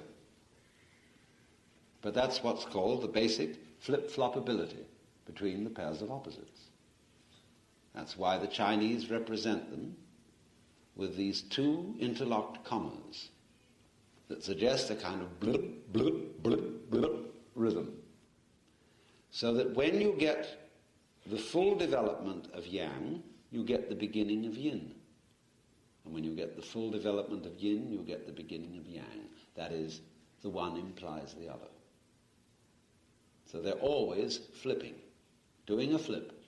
And doing a flip is the love that makes the world go round. You've got a double helix. So, the male and the female. That's the love position, the double helix. Spiral nebulae do this. So do creatures in sexual intercourse, the double helix. I'm chasing you, you're chasing me. I love you so much I could eat you. I realize myself, you see, only through other. So, in this way, then, we get another marvelous instance of the pairs of opposites. We've got the differences, and we see a unity between them. Then let's contrast the principle of difference with the principle of unity. Here we are again. We know what we mean by different because we know what we mean by one. So difference implies unity, and unity implies difference. Now, what is it that lies beyond difference and unity? See, we found unity lying beyond differences, north and south. The difference is united in their poles of one. All right? Now let's take difference and unity. What lies between them? You could say your mind. As in the magnetic tape. What lies between the on signals, the one signals, and the zero signals? Well, of course, the tape. They're both on the tape. Only the tape, as such, doesn't register. It registers only in terms of yes or no. But you don't get a signal tape with yes, no tape, because it's irrelevant. Makes no difference. And yet if there weren't the tape there, you wouldn't get any signals at all. So is there something underlying yes and no, life and death, light and darkness? Well, that's what we call God. Only we can't say anything about it, because everything we say is a statement, and that implies an opposite. But as I pointed out in the beginning, this is so frustrating, because we want to play a game with these opposites, you see. It's like we have opposites in chess, the black side and the white side. But we want to win. And we want to win, but then when we think of the other fellow, we realize that if I'm going to win, you're going to lose. I think that's rather hard, isn't it? Couldn't we arrange for a game in which everybody wins? But then nobody wins. Nothing happened. There was no game.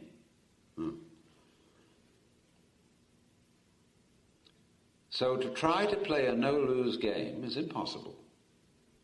We set ourselves an impossible task, and that makes us feel very frustrated. We're always frustrated because we're trying to do what can't be done. We want it good all the time. We want sunshine every day. Okay, a desert for you. No, that's not what you wanted, was it? You really want a world in which is all positive? No, nobody really does.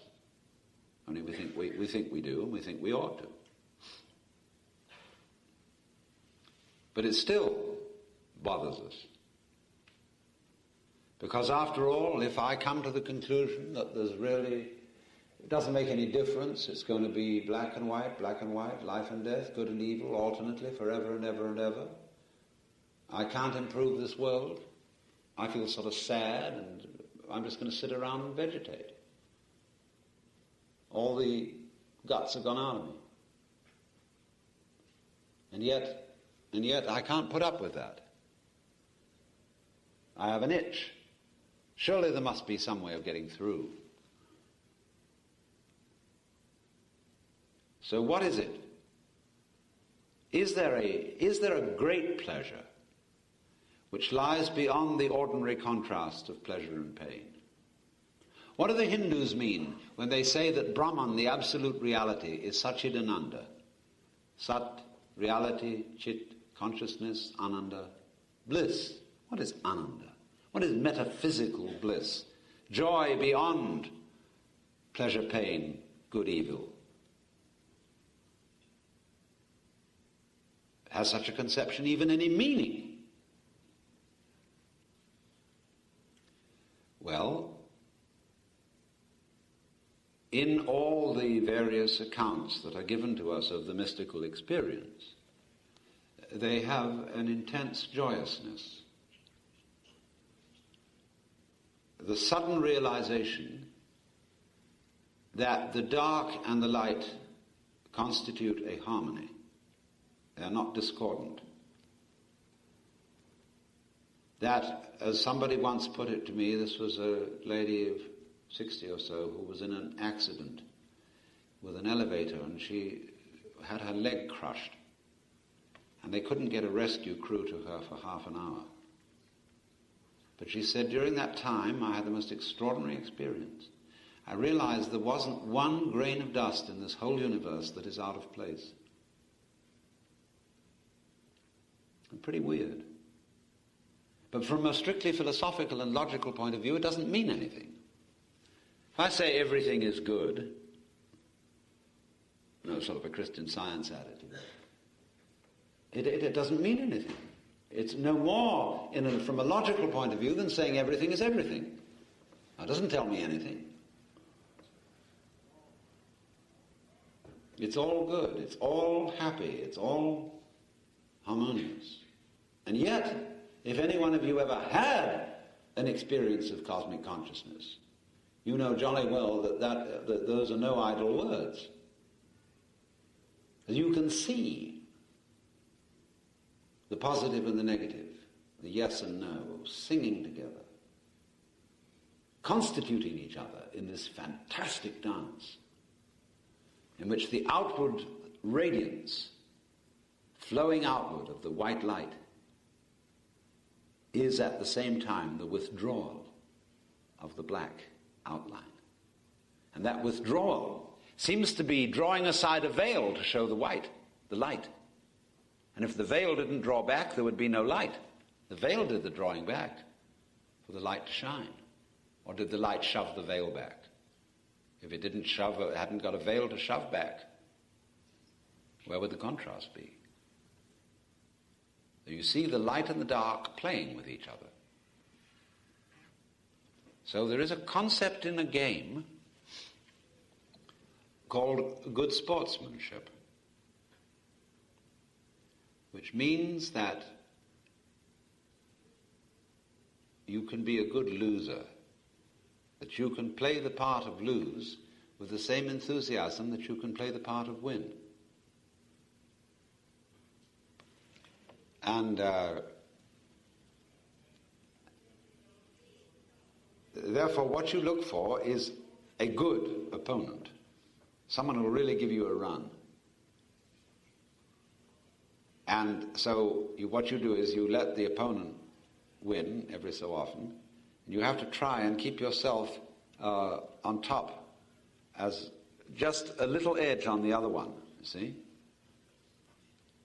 Well, after a while, you see, your consciousness changes, and you find you're always a little on top when you average it out, and that gets boring.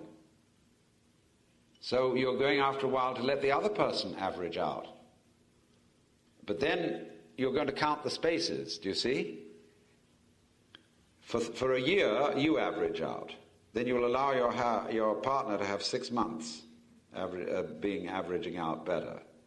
And you get a little more daring and give them 7 months. Then I'm going to catch up with you just at 11 months, and I'm going to come in again and I'm going to add another 12 months in which I'm the usual winner. See? But the more you think of that, the more you think, well, I'm kind of a cad to be like this. You're going to let the other person win. Because you can't maintain consciousness without the contrast, you see. That's why people go in for adventure. Why we take risks, why we do absolutely foolish things. Toss a coin and see what happens. Go skydiving. Let's go roaring around in racing cars. Let's even have wars. See what happens. Because some people are cautious and say life is like a fire. And the thing to do is to keep it burning as long as possible. There are two kinds of pipe smokers. People who take enormous puffs and have vast clouds of smoke and the pipe burns out very quickly. And there are other people who very slowly take a puff and keep the pipe going for a long, long time. Some people like a quick, enormous flash. Others like a long, long, slow glow. Who's right? Who's left?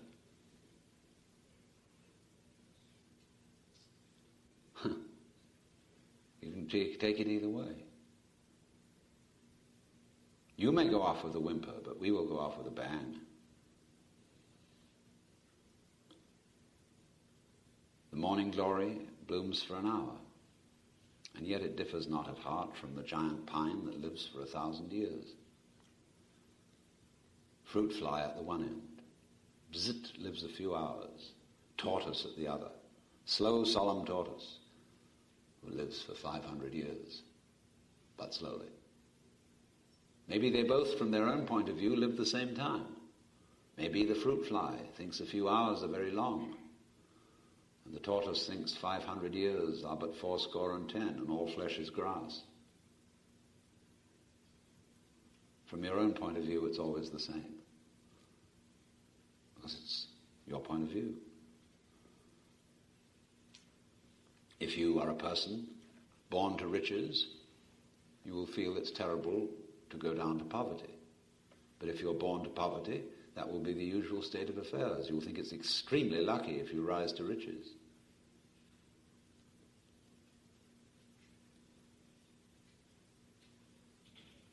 But you see, I haven't really answered the question. Is there any way around this? Yeah, we can be a good sport, but it all comes out the same thing in the end. I mean, it balances out, and so what? What do you mean, so what? What's wrong with it doing that? Would you rather it was different? And if you really go into your thinking, you find you can't rather that it was different. When you see that you cannot have the positive without the negative, and if you want the positive, you'll have to take the negative. You say, well, it's making the best of it, as if to say, well, the thing's kind of a lousy deal, but I'll take it. But I would ask you, what else would you have? Suggest me a better arrangement. And you'll suddenly find that if you do suggest what you think is a better arrangement, that won't be what you wanted. And you finally have to admit that you want it the way it is.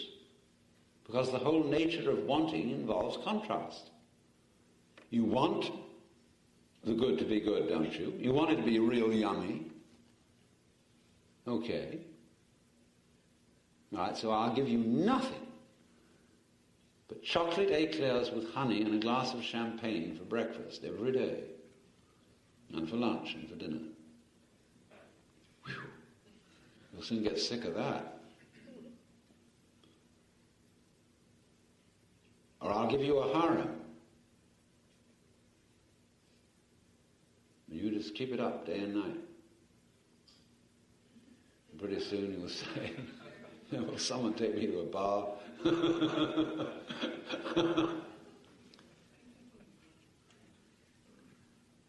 So by following this through the relentless logic of is you is or is you ain't, you come to the curious sensation that after all, if I really go into this problem of life, it is the way I want it to be. If I look at it superficially and in a sort of short-run view, well, it isn't the way I want it. I want it changed right now, see? And you see, life is like sleeping on a hard bed. You lie on your left side for a while, and then you say, I can't stand this anymore, and turn on your right side. Same with politics. And you get tired of that, so you say, well, now I'll lie on my left. You get tired of that a little bit faster than you did before. You try the right again, it's boring. So you try your back. And then that begins to get rough. Then you turn over and lie on your tummy. And then you switch to your back, and then to your tummy, and then you try your right side again, and then your left, you see. And so you proceed. But what else do you suggest?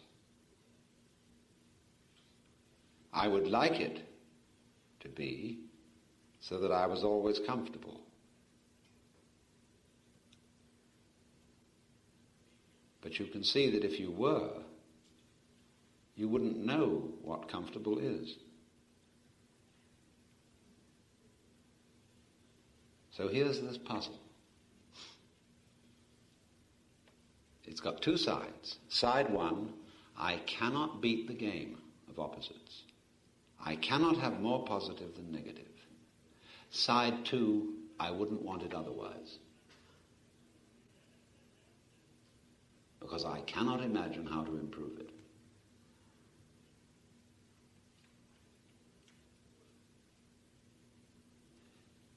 So involved in this is a sudden and curious initial deflation. I'm out of sorts when I feel there's no impression I can make on it, is it?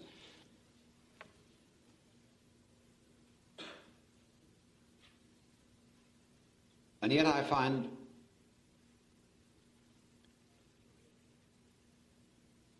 who is this I that's tried to interfere and wants to be challenged and is put out of sorts? Well, when I look for it, I can't find it. I cannot find an I, myself, opposed to they or it, because how could I have the one without the other? So, that feeling that I had of deflation, of frustration, was simply the realization there is no such thing as a separate I. Now, if you don't want to feel that truth, you will resist feeling it. But if you're open, this logic of the opposites of the game of black and white will lead you ineluctably to the conclusion that you have no separate self apart from what is called other.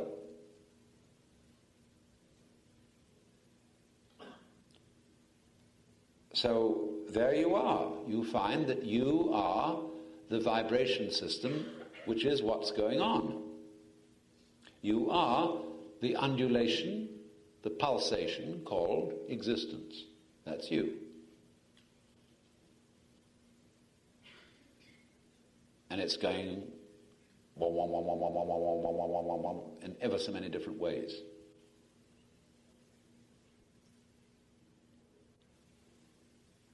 Well, you say, is that all?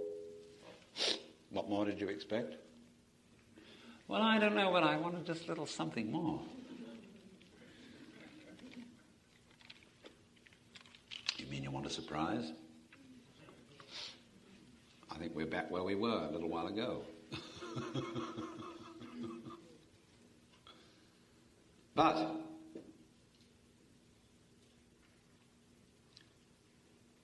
the surprise is in a way this. We are looking in this system for that little something more which will give it meaning.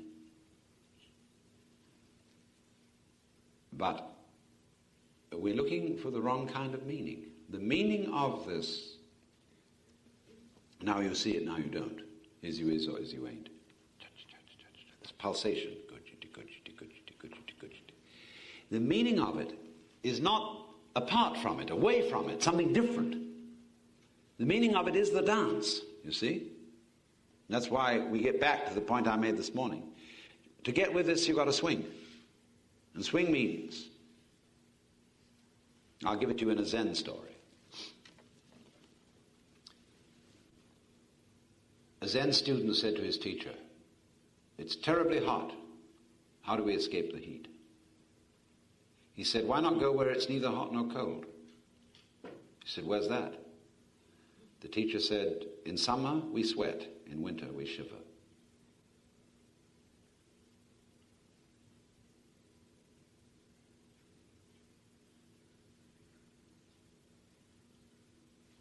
So it's the different from in Shakespeare's Richard II, where Bolingbroke is about to be banished. And John of Gaunt, I think it is, says to him, "To all places under the eye of heaven are to a wise man ports and happy havens." In other words, don't think the king has banished you. Think that you have banished the king. You weren't fired, you quit. And Bolingbroke replies, "Oh, who can hold a fire in his hand by thinking on the frosty Caucasus, or wallow naked in December's snow by thinking on fantastic summer's heat? Fell sorrow's tooth doth never rankle more than when it bites and lanceth not the sore." In other words, if during the winter I think of the summer, it's colder. And if during the summer I think of the winter or ice cream, it's hotter. So that's why the Zen master replies, "In summer we sweat, in winter we shiver. When it's hot, eat curry. When it's cold, try ice water." Oh, swing with it. Roll with the punch. This is judo. Because the colder you make it, the hotter it'll get. Now we'll have an intermission.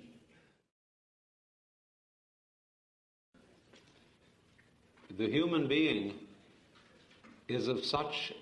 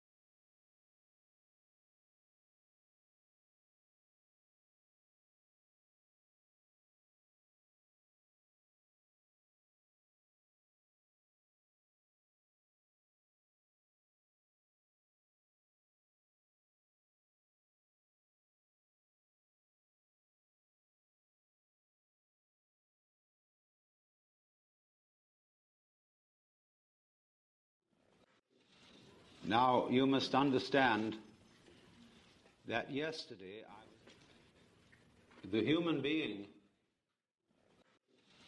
Now, you must understand, yesterday I was doing a demolition job. The negative aspect of what we're talking about, the pursuit of pleasure. And by approaching it from two different points of view, I was explaining the fact that there really isn't anything that you can do to transform your consciousness into, shall we say, the state of pleasure or ananda, bliss, ecstasy, especially the very high ecstasy of everyday consciousness. There's nothing. And I worked on this especially through an analysis of the nature of the opposites of perception by contrast. And so that leaves you flat. And so from that place where we can apply the Turkish proverb, "He who sleeps on the ground will not fall out of bed,"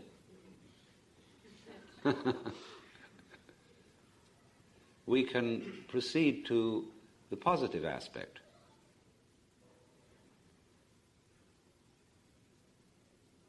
Now, what happens when we are at the end of the negative aspect?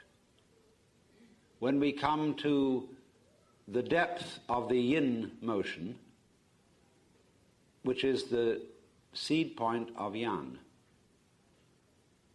What happens when you are really convinced that, first of all, there is nowhere to be but now, impossible to be anywhere else, to be conscious of anything else except what is present, and that there is no trickery which you can play on your mind, whether it be by an iron forced discipline, or by self-hypnosis, or by any kind of hocus pocus, to bring about a satori, a state of illumination, of cosmic consciousness, or whatever you want to call it. Because this will always be a case of a vicious circle in which the person who needs to be transformed is attempting to do the transforming. In other words, it's the old story of trying to lift yourself up by your own bootstraps, trying to bite your own teeth, look into your own eyes without a mirror, gild the lily, put legs on a snake, beard on a eunuch, and so on.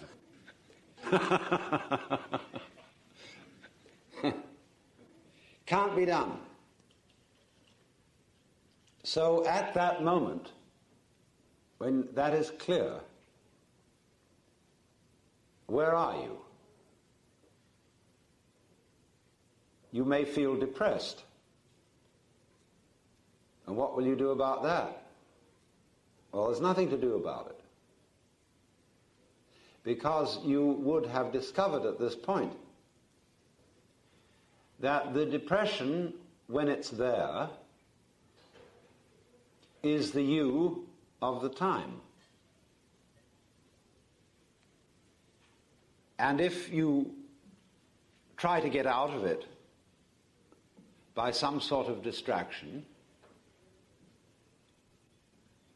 you won't really do anything except cover up the dirt with white paint. So if you feel let down, meaningless, somewhat depressed by this whole thing, and you see at the same time you can't do anything about it, what happens? Why, you're simply watching what's happening. You don't know what's going to happen next. And it isn't just watching something that is formally identified as a depressed state, because there's a lot of other things going on too. There's the world around you. There's your breath breathing still, your eyes looking still, your ears hearing still. All that's going on. And you don't know what to make of it anymore. You can't believe anything about it because you know that's all a hoax. So there's nothing left for you to do but watch it. And you have become inwardly rather quiet just because you're worn out. There's nothing to do. And you realize that all escapes lead back to the thing you were running away from. You can take a detour. Detours, detours, detours, but they always get shorter. And you get back to where you started.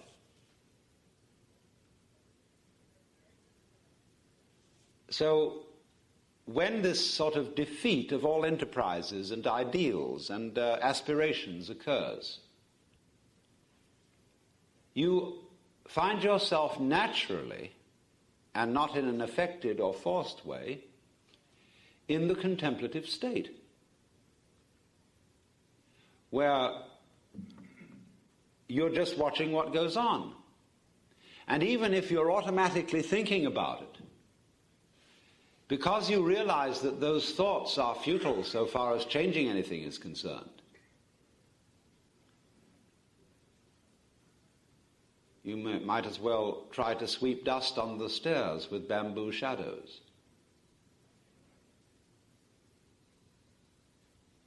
And so you watch your thoughts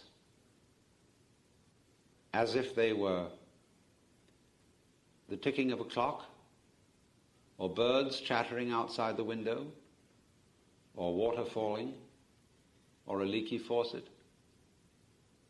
And they just chatter on. And life does its thing, and you watch. The thoughts, because they're just chatter, begin to go away. And the past has disappeared, because you know it's just memory. The future has disappeared because it hasn't happened. Never does, tomorrow never comes. There is no tomorrow. And if you don't realize that, it's useless for you to make plans for it. If you do realize there's no tomorrow, then maybe plans will be of use to you, because when they work out, you can enjoy the result. But if you're not all here, you can't. So tomorrow can only be handled by those who don't take it seriously. So there you are. Now, if you've read the literature, which many of you have, of mysticism and yoga, Buddhism, Vedanta, so forth, you know it's said again and again and again that this kind of vision, this way of seeing, is always dependent upon transcending your ego in one way or another, giving up. Well, here you are. You've given up. Only you are not able to pride yourself on having achieved a great achievement. And this is the snare for all people who go into these spiritual disciplines. They make a project of getting rid of their ego. And they're terribly proud of it. They come home and brag about how much they suffered, how long they sat, and how their legs hurt so much. And they're absolute bores. And this spiritual braggery is nothing more than blowing up and inflating the ego to a colossal degree, because the ego is undertaking the actually impossible but seemingly incredibly difficult task of getting rid of itself. So, when you run into this kind of thing, don't be beguiled. All those disciplines to get rid of your ego have as their underlying design to persuade you that it can't be done. Not in a merely theoretical kind of persuasion, but so that you actually realize that you can no more get rid of your ego than you can put out fire with fire. It is precisely, you see, the ambition of the ego to be egoless. When you find a person who is what you might call frankly egotistic, makes no bones about it, he will be less egotistic, actually, than people who are very self-effacing. That's a curious thing. People, for example, who speak very frankly and tell the truth and come right out and say whether they like you or whether they don't, whether they want you around or whether they don't. And you say, well, can I stay overnight? And they say, sorry, but I'm tired and I don't want anybody around. You think, well, is that selfish? But that kind of selfishness is not really selfish, because with a person like that, you always know where you are. Nobody likes to impose on anyone else, and you can't impose on that kind of person. That makes for a very comfortable relationship. So you owe it to other people to be as egotistic as you are. Then they know where you stand. But if you come out full of love and full of good intentions and make promises to all kinds of people and say, oh, you'll do this, that, and the other for them, and then you forget about it, or you're too lazy, or you think you'd rather not. They've been relying on you for your promises, and then you let them down. Simply because you weren't selfish when it was time to be selfish. So, if somebody asks you, will you help me? Will you give me some money or something like that? If you're not going to do it, say no. And you shouldn't be ashamed of saying no. Because if you're going to do no eventually, do it now. But if you say, well, I'll think it over, I'll go back and look at my bank balance, that means, no, but I don't want to say so. And people are always fouling each other up that way. So it's very important to be as egotistic as you are. Because the ambition to be less egotistic than you are is a very insidious form of egotism. And there is nothing more reprehensible than the ambition to be a saint.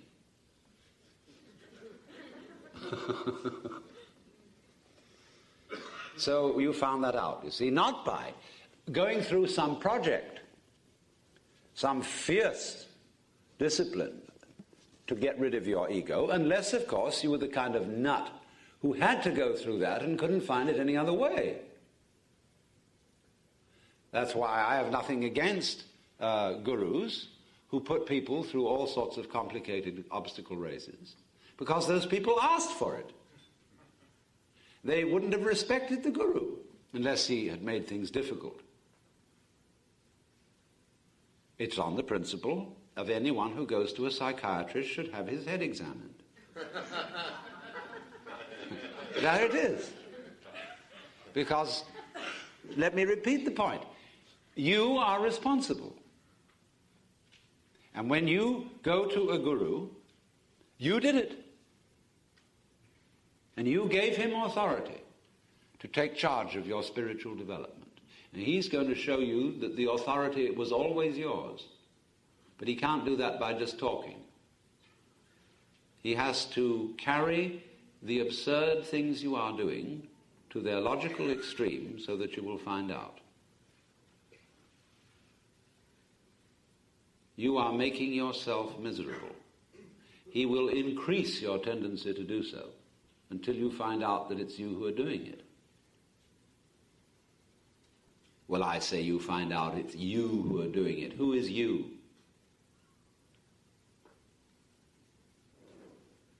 We never have to define this because it's become like a point in modern geometry. or mathematics. In the old Euclidean system, we said a point is that which has position but no magnitude. A kind of absurd definition. But in mathematics today, we don't define a point at all. We say it's a limit of size. And it's much more useful that way. So when I use the word you know what I mean, but I'm not going to define it. Because then we get thinking about, is the you immortal or immortal, or mortal or immortal? Is it eternal or non-eternal? Is it separate or is it one with, etc., etc., etc.? And all these are silly questions. The word I, as William James said, is a pronoun of position, like this or here, or like the it in It Is Raining.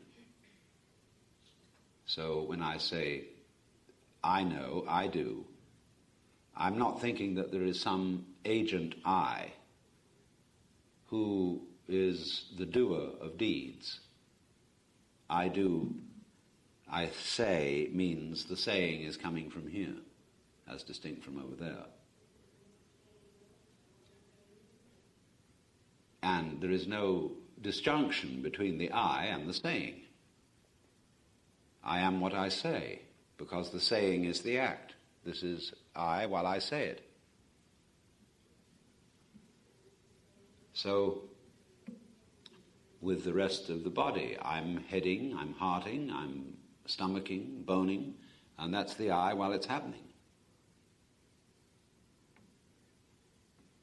This particular boning and stomaching and hearting and braining, you see, it's all process. All wiggles. But so then, when you find, naturally, that the supposed I, the mythical soul in the body, ego in the brain, or whatever it is fictitious, is a social convention like the equator, and can't do anything except the thought that it can do something simply gets your psychic processes going in a vicious circle. So then at that moment you are in the contemplative state naturally. You are neither trying to do something about it, you are certainly not trying to do nothing about it, because you find the only thing you can do, now this is interesting, the only thing you can do is let it happen, whatever's going on, let it happen, and you're not even letting. How could you stop it?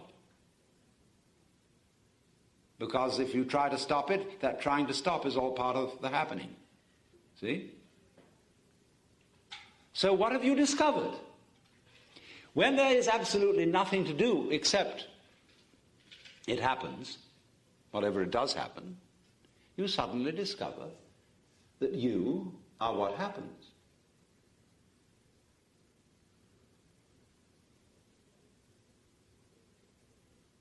That you're not limited to what goes on inside your skull, that the wind blowing outside, the cars pouring down the road, the rattle of human life, the sun shining, and all that, there is no you, there is no reality that is apart from that.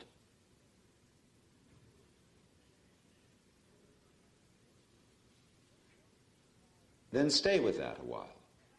Just don't try and get that recognition back as something you had remembered. You had suddenly this flash, this insight of Satori. And then you think, oh, let's hold on to that. I don't want to forget that. Let's make a note of it. See? Ugh. Wait a moment, you're still trying to pull a trick here. See what happens next. Don't stay with that. Go on. The moment is always new, always fresh, whatever's going on. Don't try to fix it into any mold and say, that state of mind is Satori. See, that I must keep. Don't keep anything. You can't. It's just like pouring water into a bottomless bucket. Let it flow through. Let it go on. And as you go on, you see something is coming to you all the time. You don't know what it is. You don't know what's going to happen next, so you just watch. But don't slide back. You're always right where it's happening, right at the critical moment, which is the moment. And don't worry about whether you're right or whether you're wrong, whether this is what you're supposed to do or not supposed to do. There is no script. Unless you insist on making somebody else's script your script. And you see it coming at you. And yet you realize it's not coming at me from somewhere or someone else. This spontaneous arisal is me. There isn't any me besides this. So when the chickens cluck outside, that's just the same as my having belly rumbles. It's all me, from each one of our points of view. Now then, as you well know, those things in life which are most pleasurable almost invariably happen unexpectedly. They are not contrived. When I take students with me to Japan, the first thing I tell them when we sit down together is that this is not going to be a scheduled tour, except within certain rather vague limits. Many people, when traveling in foreign countries, see nothing because they see what they're supposed to see. Somebody tells them, when you go to India, you've got to see the Taj Mahal. You must see the caves at Ajanta. You must see the burning ghats at Benares, and so on. And they all go and see that so that they can say, I've said it. I've seen it. And then they take these little black boxes, which are capturing devices for grabbing experience, and they fascinatedly go around, click, click, click, click, click, click, like this, and never see anything. They're always looking at the aperture figuring and see that that's right, and so on. And it's an absolute drag taking a camera, especially if you're not a professional photographer. You know, you just have to preserve this memory of this one thing. Once in a lifetime, I got a chance to see the Taj Mahal. Click.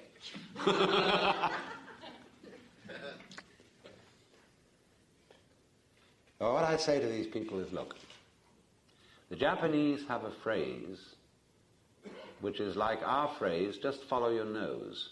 They say follow your feet. Because, unlike the United States, Japan is a very easy place to wander in. I mean, here it's very difficult to wander. It takes narrow streets, funny courtyards, curly kind of places for effective wandering. Here, you're not allowed to wander. If you go wandering in any nice part of town, the police will stop you. Because, where are you going? Well, nowhere particular. Well, that's very suspicious not to be going anywhere particular. Where are you from? Have you got a paper that proves that you are there? Paper always being more reliable than people. And and everything is straightened out, you know. It's the shortest distance between 2 points. Gazawi, as fast as possible, no wandering allowed. But in Japan, you still can wander. It's a miracle you can still, but you can. And you can take a side turning, not knowing where the faintest idea where you're going, and suddenly you discover the most amazing garden in a courtyard. Or a funny little restaurant where the most unusual food is being served. Or a bar where there's room only for 2 people to sit, and they're serving broiled sea snails or a shop where rare pottery is being sold. And although the shopkeeper can't speak a word of English, you go in and the utmost courtesy is shown to you. Brought out tea to drink and very pleasant, friendly surroundings. You didn't get shown this. You followed your feet and discovered it. Now, all the best things on any journey I've ever taken were unscheduled. And most of the scheduled things were a disappointment because of a big build-up of expectation and then flop. So, therefore, the essential principle of the positive side of the pursuit of pleasure, you see, is the unscheduled life. Now, of course, for the convenience of other people, some schedule is always necessary. But it's best to make it a kind of humdrum habit thing, and don't get uptight about it.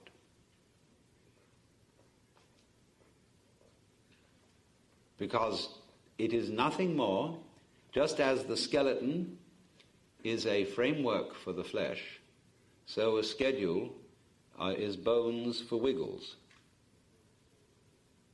snakes on ladders. And we need some bones, you see. Otherwise everything gets too gooey. But don't take your bones too seriously. Always allow for the unexpected.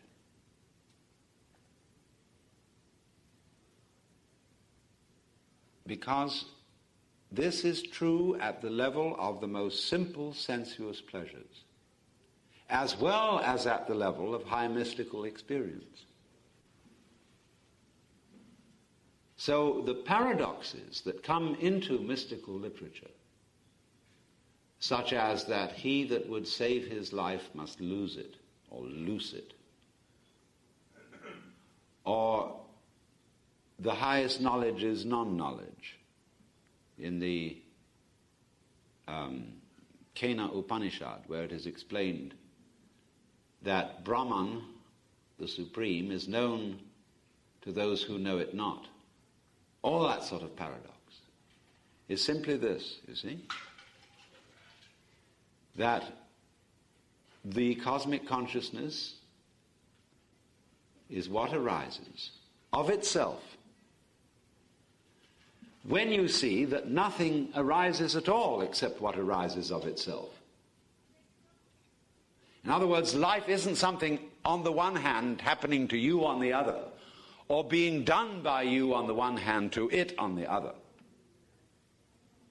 The whole thing, you and it, is a spontaneous occurrence that is going on. The word spontaneous in Chinese means of itself. Zhiran means in Chinese what is so of itself, and it's their word for nature. And be careful to remember what I said yesterday, that the happening, the spontaneous, is not something you can preconceive, and by preconceiving it, imitate spontaneity by going against social convention. Because then you are merely acting out the obverse of the convention and being conditioned by it as ever.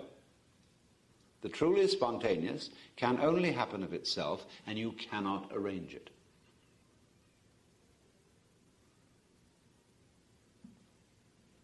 So then, you may say, well, now, does that mean, as we say in kind of everyday talk, just take things as they come? Just live day to day, so on. And then I know if a person asks that they don't take things as they come. What they do have is they have a concept of what it would be like to take things as they come. And they would say, well, the ordinary person is anxious and full of plans and schemes, and therefore let's be the opposite of that. Take things as they come. See? And that's the same as fake spontaneity. Because this true taking things as they come doesn't mean that you imitate a placid attitude,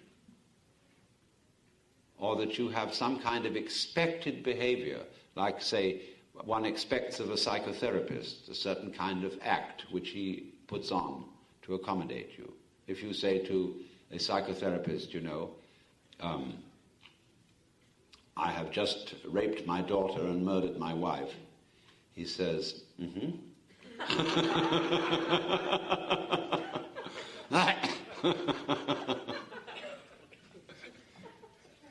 And, that's an amazingly unhuman reaction.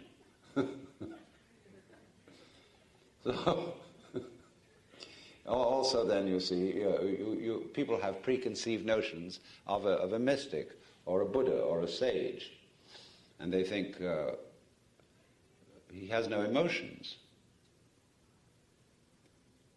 And so when Zen masters, for example, get angry, they get so angry that the room rattles.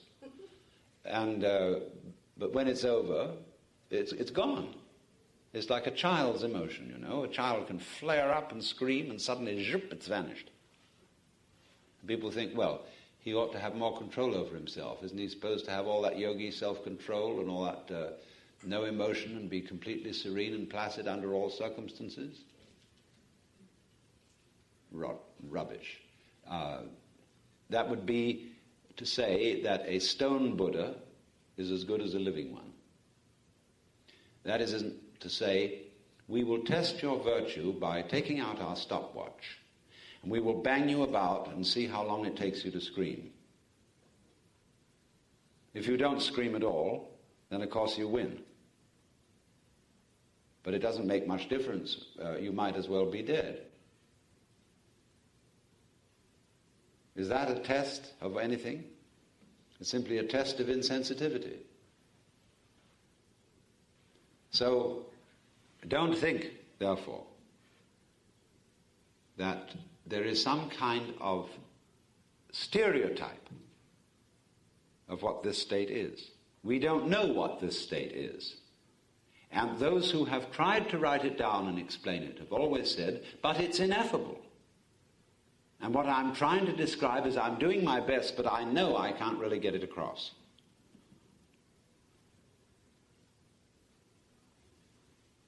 So you would say then, going back to the point that I'm making here, the person who said, well, it's just taking things as they come. And by that you think of something like, you get up and brush your teeth and take a shower and look out of the window, and then you put on your pants and have a boiled egg for breakfast, and then get on the bus and go and do some business and so on. And that's it. But that is not it. Because when you are in the state that I'm talking about, what, from the former point of view, would have appeared to be nothing more than ordinary everyday life, is suddenly seen to be a magical process.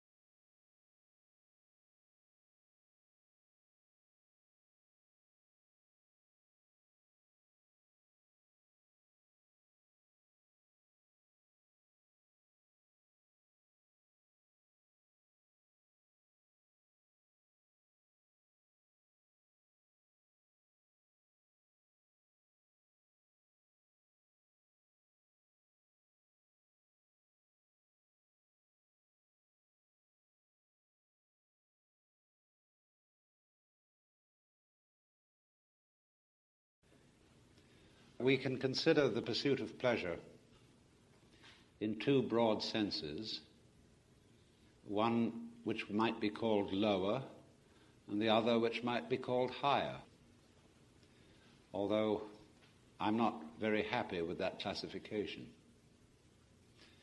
There is the pursuit of material pleasure, an art very much neglected in this day and age, because it must be carefully distinguished from the pursuit of theoretical pleasure. The pursuit of material pleasure is an art requiring a difficult discipline, much devotion and much skill. And it ranges through all the activities of man: engineering, cookery, clothes, architecture, lovemaking,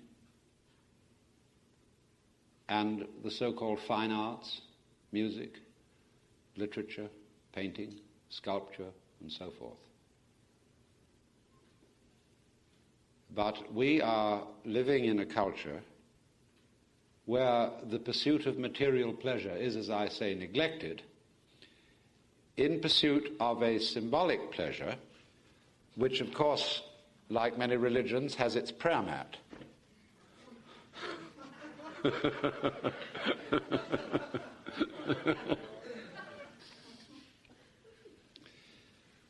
Because a monetary unit is, of course, useful in exactly the same way that inches and hours, days, months, pounds, grams, and other units of measure are useful. But nobody has yet made a claim to fame by collecting inches. I have more inches than you.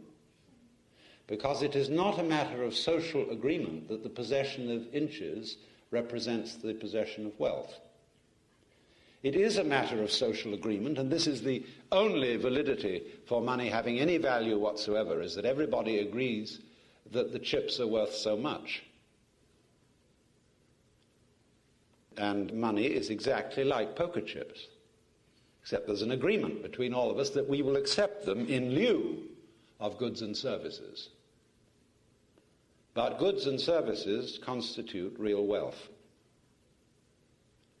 And we are living in a society where we eat the menu instead of the dinner, because we are more interested in accumulating the tokens of wealth than wealth.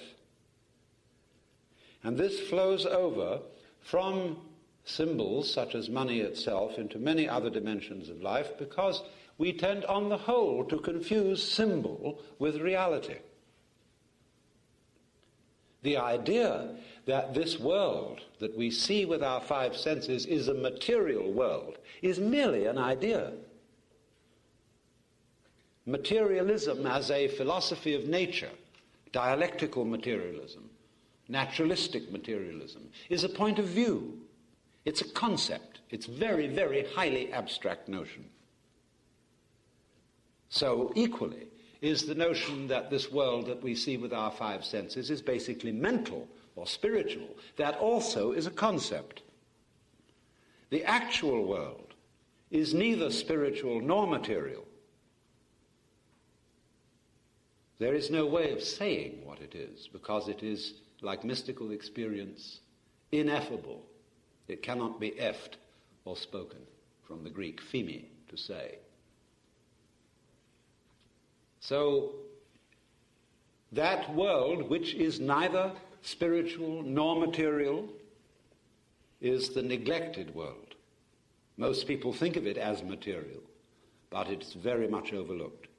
Symbols are substituted for it. That is to say, we have symbolic goods.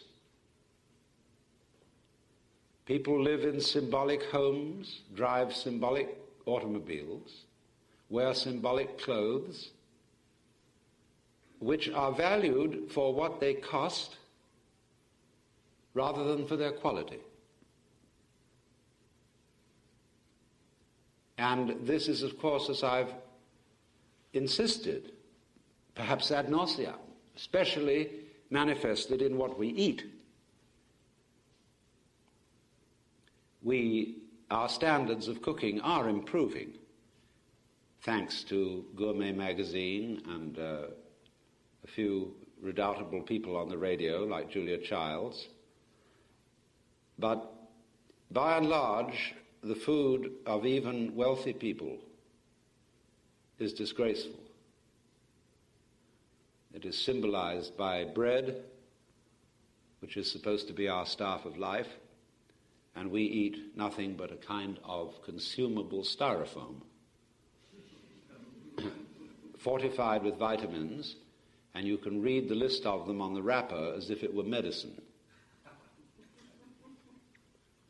Also, in the pursuit of pleasure in the form of the fine arts, we don't really enjoy it.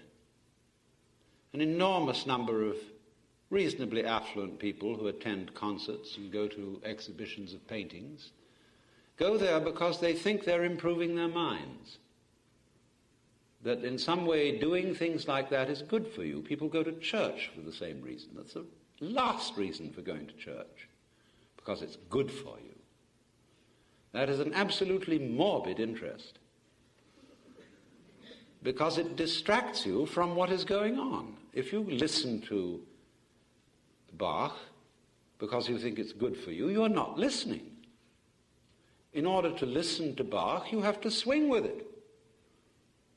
And then you forget all about whether it's good for you or not. In fact, it feels more like things that are bad for you. When you swing with Bach, it begins to feel like sex. And as everybody knows, that's terribly bad for you. So I'm not going to dwell at any very great length on the niceties and the disciplines of the pursuit of pleasure in that so-called lower sense. I only want to say in passing that if you don't have the realization that the pursuit of material pleasure requires a certain degree of asceticism, you won't be able to pursue any other or higher kind of pleasure. Because asceticism is not unpleasant. Asceticism is like an olive between wines. It cleanses the palate. And what's the matter with olives? It is like taking some sort of exercise, which can be very pleasurable indeed, provided you don't do it grimly. There is a dreadful exercise being used today called jogging, which has absolutely nothing to recommend it. Because to begin with, when I watch people jogging, they obviously show they don't know how to run. They're running mostly on their heels. And that jars the bones all the way through and upsets the vertebral discs and so on. And there's a certain grim determination about joggers. They tend to run in straight lines, which they believe to be the shortest distance between 2 points. A straight line is not the shortest distance between 2 points on Earth, because Earth is wiggly. It is not a flat surface, except by courtesy of bulldozers and occasional freaks of nature. This world, as I keep repeating, is a fundamentally wiggly phenomenon. But wherever human beings have been around, you will see they have a passion for Euclideanism. Everything is ruled out in straight lines and put in boxes, and grid patterns of streets are laid across the surface of the earth. And that tells you human beings have been there. Why this passion for Euclidean order? Because Mr. Euclid had a very, very simple mind and tended to think in these rather uninteresting shapes instead of in curvaceous wiggles. Now, nobody would fall in love with a Euclidean woman. What we appreciate about women is their curvaceousness, their wiggliness. And wiggliness offends some people because they are not sure of it. They can't figure it out. You never know quite what it's going to do next. That's why people often don't like snakes, because a snake is the great symbol of wiggly vitality, of undulation, of waves. And all this world is fundamentally a system of wave vibrations. And if you cannot wave with it, if you are rigid, you will always be resisting life. So wiggliness and going with wiggliness, in other words, do you swing, is fundamental to the pleasure of life. But you see, where we think that order and getting things in order is getting them squared away, we're always saying, let's get it squared away. Let's get it straight. And so there are certain kinds of people who are called straights and squares who do not swing. And as a result of that, they are out of harmony with a wiggly universe. And their attitudes range from cookery at one end to religion at the other. Because a square religion is one that is too abstract, that resists the flow element of life. It wants a canal instead of a river. And it conceives heaven as a city rather than a rose garden. Paradise is a garden. And all the trouble began when people substituted the heavenly city for the paradise garden. When, in other words, popes began to be called urban and unbelievers were called pagan, because a paganus is a country dweller, a man of the wiggles, as distinct from a man of the streets. A liver under the sky instead of one who lives in a box. Because the box, you see, is the great symbol of classification. What box are you in? All words are labels on intellectual boxes. Is it animal? Is it vegetable? Is it mineral? 3 boxes. Is it solid or is it a gas? Is it Republican or is it Democrat? Is it capitalist or is it communist? Is it Christian or is it heathen? Is it male or is it female? All boxes. And so because we think in boxes, we live in boxes, all made out of ticky-tacky, and they all look just the same. And whereas certain kinds of fish live in beautiful shells, glorious spirally wiggles on them and lovely colors. And but we tend to want everything straightened out, you see. And that rigidity is always in a fight with the surrounding fluidity. And so we are, as it were, landlubbers rather than men of the waves. And the British have always made a great thing about this because they've always associated freedom with the ocean. Who are so free as the sons of the waves, and Britons never, never, never shall be slaves because of this seamanship. Now, we think, you see, of the sea as fluid and the land as solid. And nothing could be further from the truth, as you've all experienced recently in Southern California. The earth is not very solid. It flows. Where I live, in Sausalito, we have along the waterfront a lot of land that has been reclaimed. And not so long ago, they built a marina quite close to us, where they dredged out mud to make the marina, not realizing that land is liquid. Therefore, the land adjoining the water is sinking to fill up the hole made by excavating for the marina. People just don't think of things like that because they think of land as solid. And so in religion, we are seemingly looking for solids, for something upon which I can take my stand, for a firm foundation, for the rock of ages, or even, poor old Paul Tillich, for the ground of being. But we are not living in that sort of universe. We're living in a fluid universe in which the art of faith is not in taking one's stand, but in learning to swim.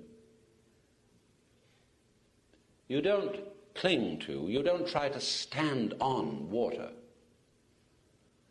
By breathing and by a certain relaxation, you learn to trust the water to support you. This is even more true in flying in the air, gliding especially, or in sailing.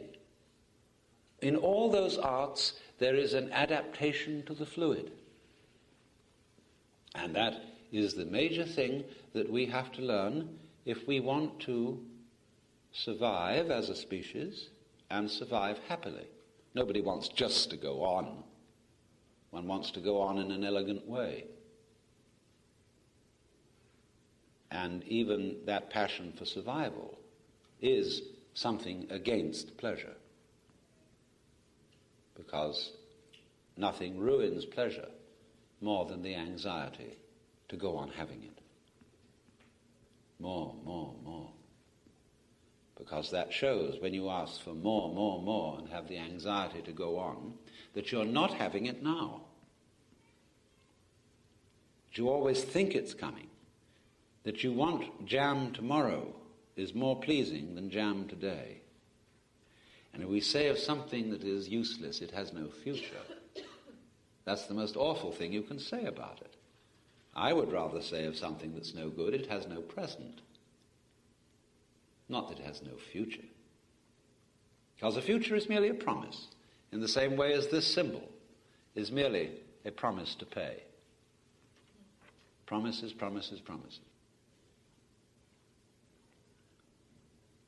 So, therefore, it is fundamental to pleasure that one learns to wiggle and not be stiff and rigid. As we would say, let go.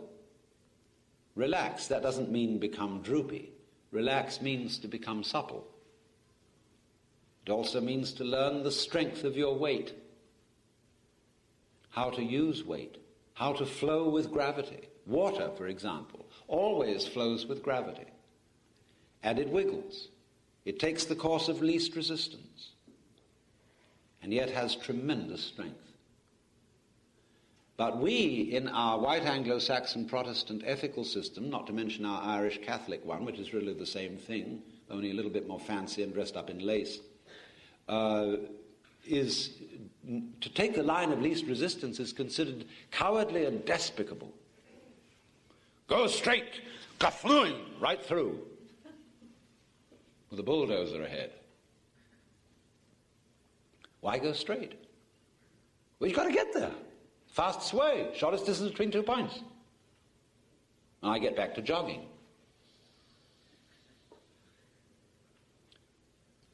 That is not the right way to run. The right way to run is to dance. To dance across the countryside. And anyone who dances across the countryside will outwit and outtime the jogger.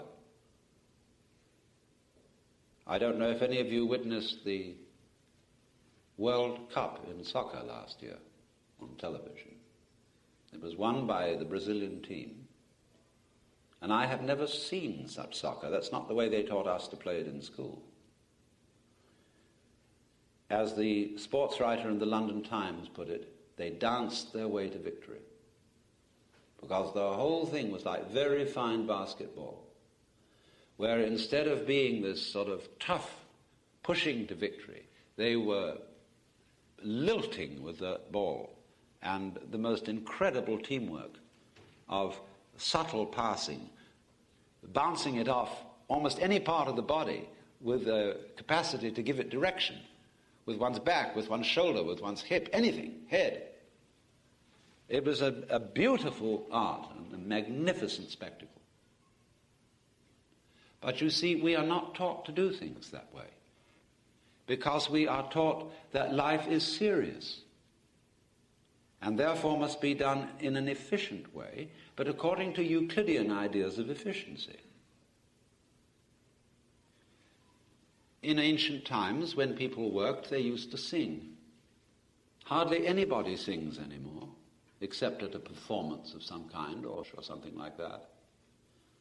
Imagine a bank teller singing as they were counting out the money. Oh, the king was in his counting house, counting out the money, 5, 10, and 20, 30, 40, 50, you know. Why not? What would happen if you were confronted by a singing bank teller? You would complain to the management and say, this is money, it's very serious. You could sing about it, everything will go wrong. Can you imagine a stockbroker's working song? I have seen people. I once had my shoe shined in a New York subway. That was a most extraordinary performance.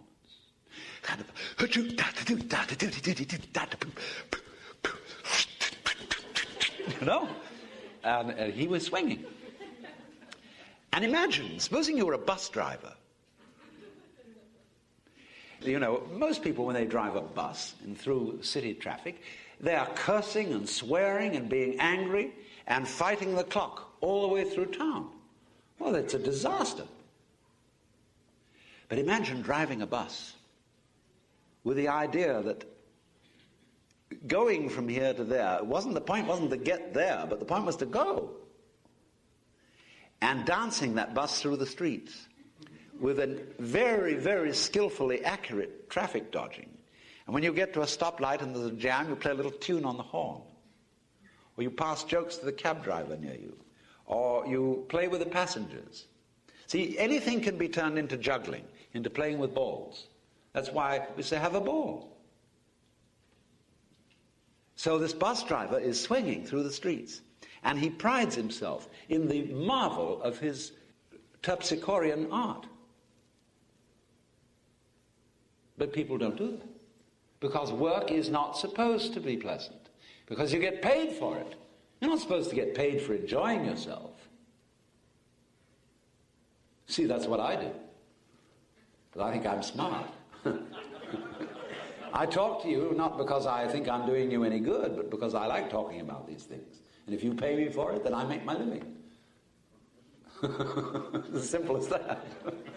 So I'm a sort of philosophical entertainer.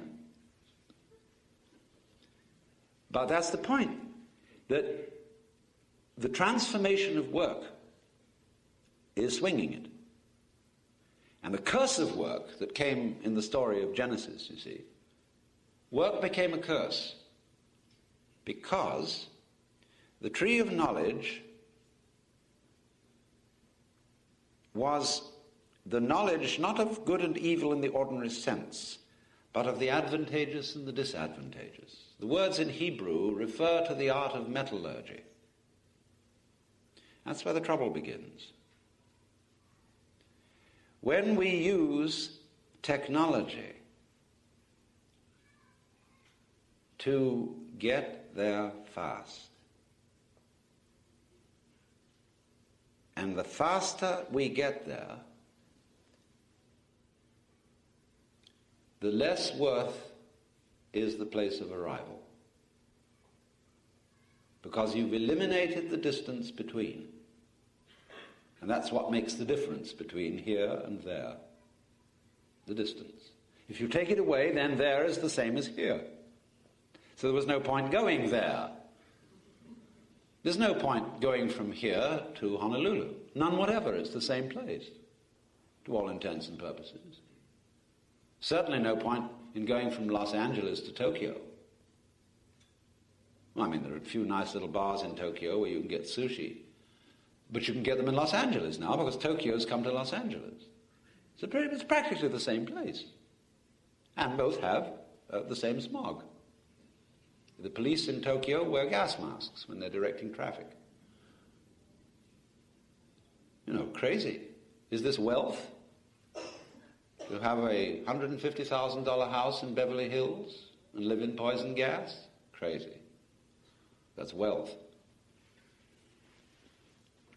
So, work then being regarded as a method of getting there effectively. A lot of businessmen imagine that they are practical people. They say, I don't go for philosophy and that kind of thing. I'm a practical man. I like to get things done. What? What is practical? Well, you made money, but that's not practical until you spend it, until you enjoy it. And it's very difficult to enjoy money. Money is a great responsibility. Besides, if you get lots of it, you're afraid somebody's going to take it away. It gives you the jitters. Lots of people think that if they had a little more money, their problems would be solved, and they get it. Then they worry about their health. There's always something to worry about if you're the worrying kind. Always. And it can get worse instead of getting better. By achieving all those things you think will stop you worrying.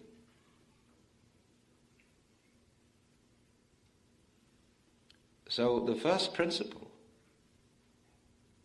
in, we could call it the art of pleasure, is you must swing.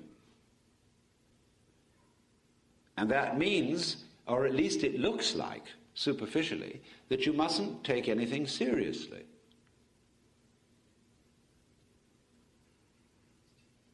You must realize that life is a form of dancing.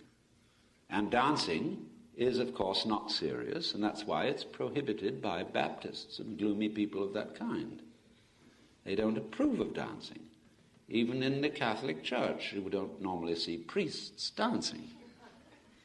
I mean, it's not because it's sexy. You can dance without partners of the opposite sex. You can dance by yourself. But it's considered undignified. This was all started by one of David's wives, when I think her name was, it wasn't Bathsheba, I forget which one it was, perhaps somebody remembers it better than I do. Anyway, he danced before the Ark of the Covenant, and she reproved him for being undignified.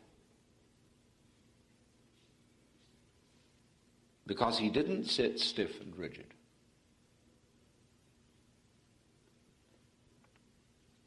But what is the virtue in being stiff and rigid? As Lao Tzu said, man at his birth is supple and tender, but in death he is rigid and hard. Plants when young are juicy and soft, but when old they are brittle and dry. And thus suppleness and softness are the signs of life, but rigidity and hardness are the signs of death. I suppose some men confuse psychic rigidity with getting a hard-on, or at least substitute it for it, as they substitute guns, rocket ships, and other things of that kind to manifest a masculinity which isn't really there. But certainly women should uphold to us. I mean, the real secret of women's liberation is the liberated woman, the woman who is the human serpent, the wiggly one, the gentle one who has the power of water. And we should look to that, as Lao Tzu again said. The valley spirit does not die. The valley spirit, that is the spirit of the valley.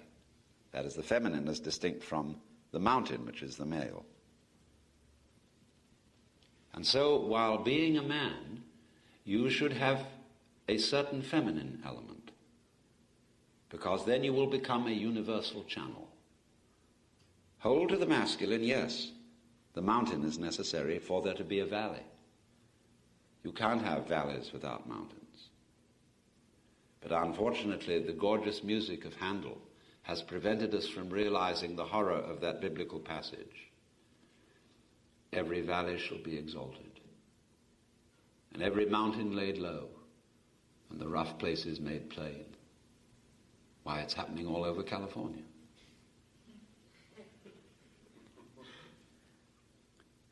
So, the feminine, in the sense of the lilting, the playful, the curvaceous, the soft, is the neglected principle by all us Euclideans. And it is the principle of life and of nature.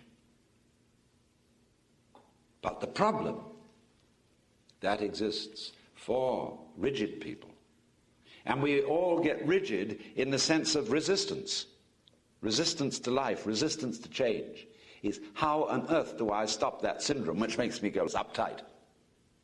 How do I stop that? Because it's useless. Almost useless. And do you know that your basic sense of ego, of existing here, and of being I as distinct from all that, do you know it is muscular tension of a certain kind? That is the physical basis of your sense of identity. It is, for example, you can try this experiment. Maybe we'll just try it. It's the simplest thing to do. I just want you to look a little downwards at whatever view is just in front of your eyes. Just allow your eyes to rest on that.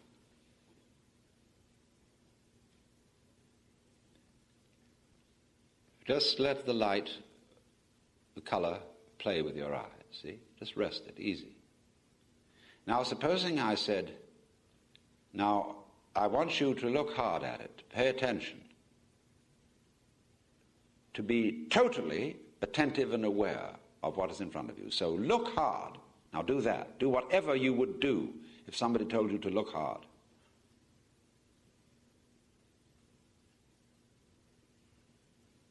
Now don't do it. Just see. Don't look. Now again, look hard.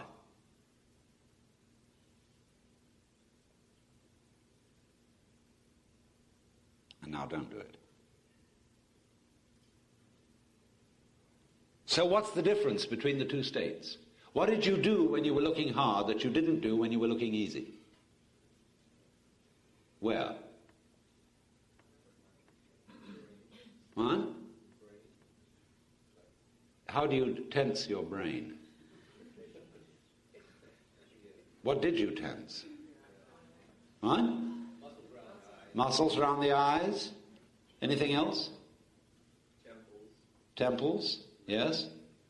Narrowed your focus to one thing instead of... Narrowed your focus, yes. That was a muscular action.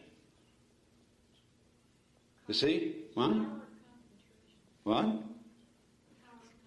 Where do you feel concentration? Everywhere, your whole body. You all go tense. Tense all over. But you see, muscular tension in your jaw, in your focal muscles, has absolutely nothing to do with seeing. The focal muscles of the eyes, all they do is simply open or close the aperture, or move the lens in such a way that it becomes in focus. It doesn't need any effort to do that. In fact, the effort you make when you look hard distracts from your seeing accurately. But we are constantly making efforts to do everything we do. For example, to will something. We make all this absurd muscular straining. Grit your teeth. Doesn't help you to do anything. And all this accumulates as a constant strain between the eyes and here. And that's what you call eye. It's that sensation of totally unnecessary strain that exists all the time. That is the ego, the physical referent of the idea ego. Just that unnecessary strain. Because that tells you you exist. Teacher, I'm trying. At least give me B for effort. No. And it doesn't work. So we could say psychic staring is the ego, that we feel as being the center of myself, which is opposed to and which is resisting all that is defined as not myself. And so that rigidity of holding against life so that I maintain my shape, my form, my place, all the time, that constant resistance makes you uptight and unable to swing through fear of what will happen if you let it wiggle.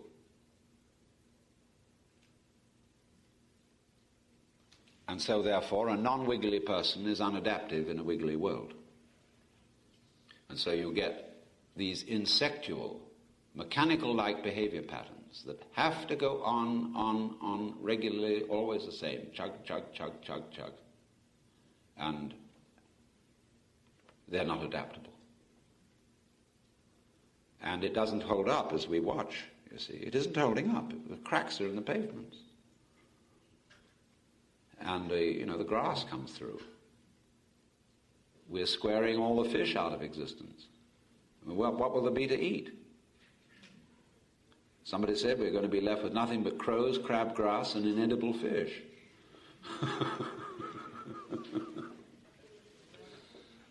So this is you may say it's a square world.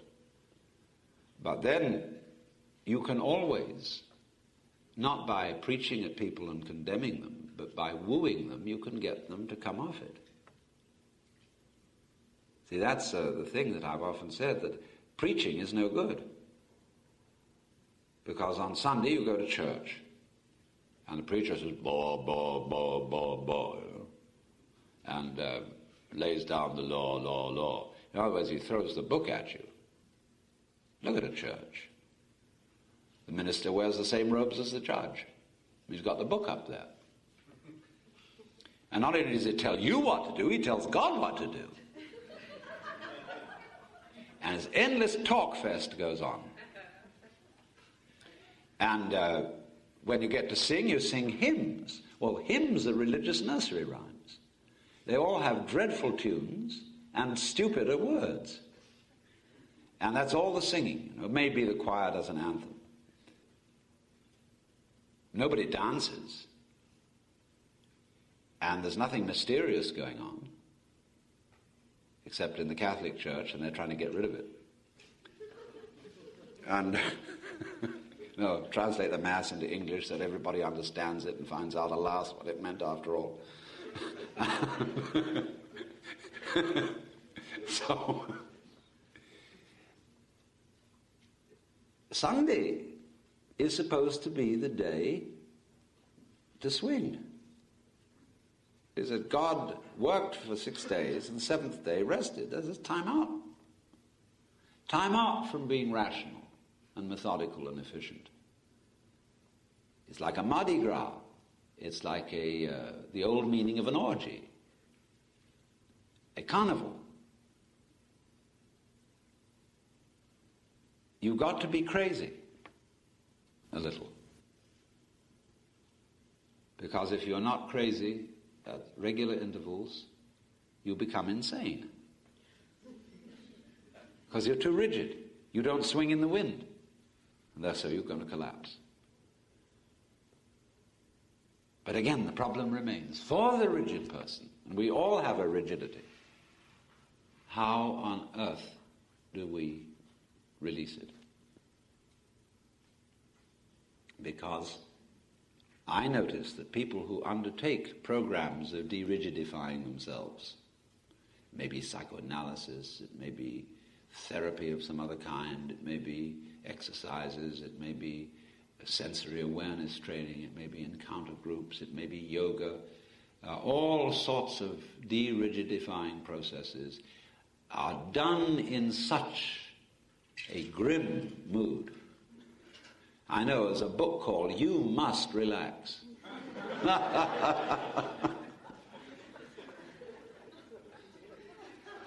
Because then people get into these things.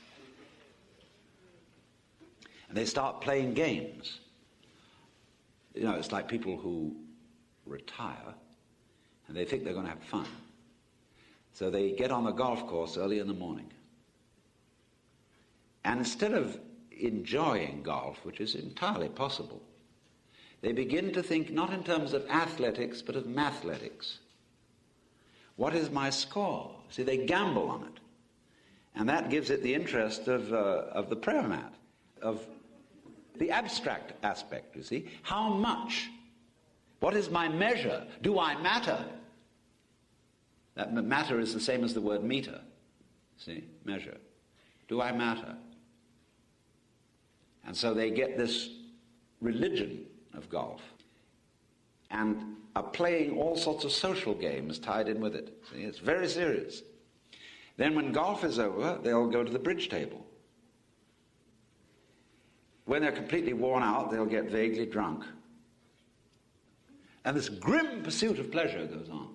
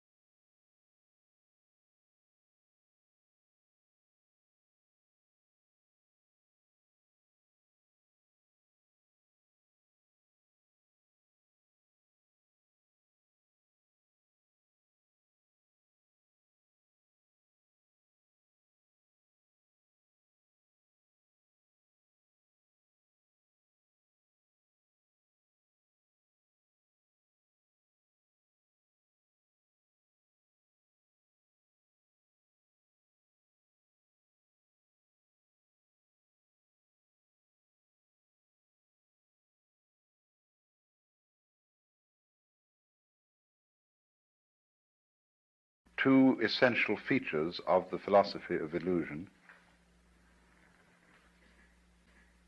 The question that we have to decide whether to take life seriously or not, that is to say, whether the plot is comic or tragic. Any other way of looking at things is kind of schizoid. It looks at human beings as if they arrived in this world like a bunch of birds on the branches of a barren tree. And they just got settled there, they don't belong. The sense of being strangers and pilgrims from another domain altogether. Well, where is this other domain? And how does it relate to this one? Are they separate? I showed you that even when we say that two domains are the poles apart, the very fact that they're poles shows that they have a hidden connection. And the hidden connection is the big thing in life. All you junkies know that.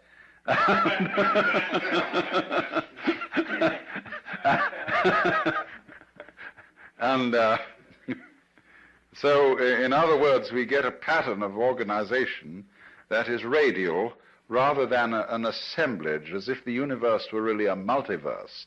A lot of things that got collected together out of the infinite wastes of space and sort of began to maunder around each other. Whereas the other pattern, which is so much more sensible, is central and radial, and I showed you how the crystals and the stars and the octopuses and even the human beings are all radial structures. Of course, we don't see our radial relationship to the totality of the universe because it isn't obvious.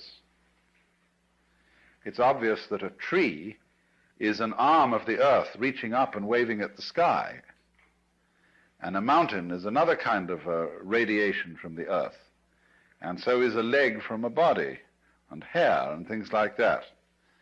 But what makes human beings, as the highest of the mammals, so conscious of being independent is that they are topologically an enclosed surface, you see, which wanders around independently of the ground. What we don't notice is that we are not independent of the ground at all, that wandering around is something that is entirely related to there being some ground. In other words, when you run up a hill, the hill also runs you up it. The hill rises and lifts you as you run, you see? And if you understand that, you don't take a hostile attitude to mountains and hills. You're grateful to them for lifting you up so high in the air, because that's presumably why you went up, that the thing was high. It was lifted up. You wanted to be lifted up. It lifted you up. You had to cooperate, of course. I always like the illustration that I've used before, perhaps you haven't heard it, of the thistledown.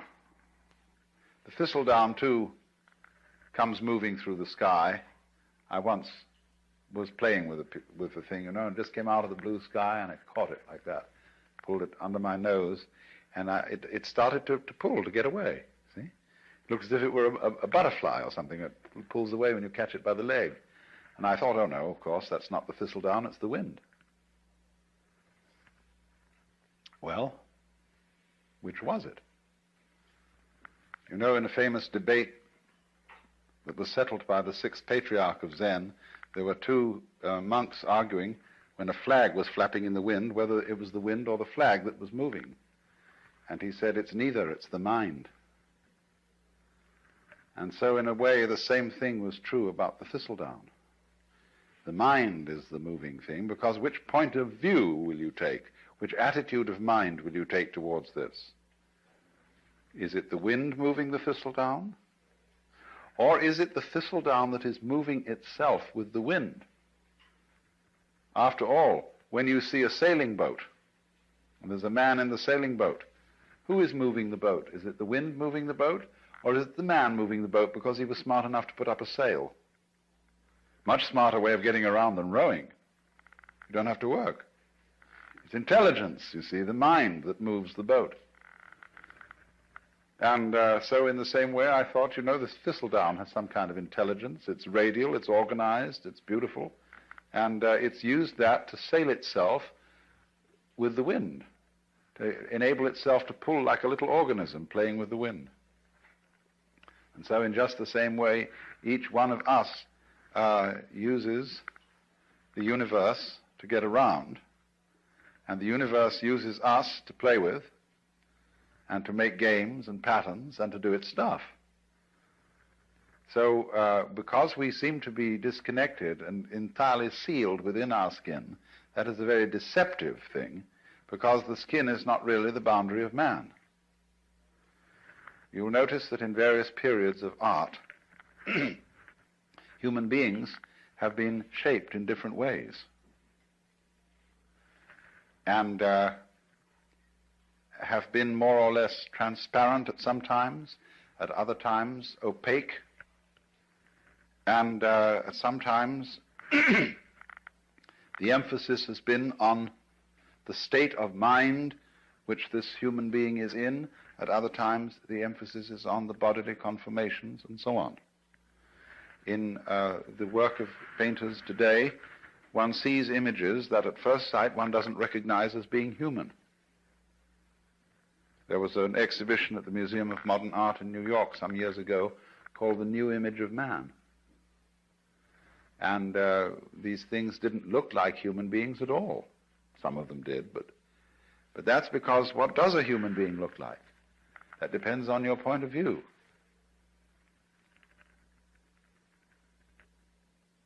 You see, if you are prejudiced that a human being is only what is inside his skin, then you think that when anybody paints the human being beyond those boundaries, that he's lost the image of man. He hasn't necessarily lost it at all. You see, there's an old feeling that the shape of the universe is the shape of man. I don't know if you've ever heard that said. That man is the microcosm, and that the universe as a whole is the macrocosm. Now, as you plumb out into the universe and explore it astronomically, it gets very strange. You begin to see things in the depths that at first sight seem utterly remote. How could they have anything to do with us? They are so far off and so unlikely. And in the same way, when you start probing into the inner workings of the human body, you come across all kinds of funny little monsters and wiggly things that bear no resemblance to what we recognize as the human image. Look at a spermatozoon under a microscope, that little tadpole. And how can that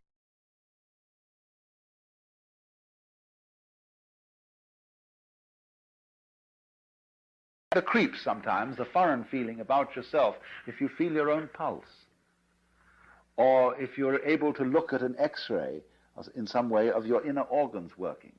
See, they're all strangers to us. We don't know about them. And they give us the creeps, as if they were, coming across some weird insects in the dark. That sort of feeling. But what we will always find out in the end, you see, when we meet the very strange thing, and we look into the distant reaches of space, there will one day be the dawning recognition, that's me. Why, that's me. And the whole game of the universe, you see, is to appear as strange to itself as it possibly can. That's how one keeps variety going. That's how one keeps wonder going, and all kinds of exciting developments. How different can you get? In the beginning, the Lord said, get lost, to himself, you see. So we shall find, for example, that space that you see all around you and containing you. And you can feel space in many ways. Space is not only something that comes through the eyes.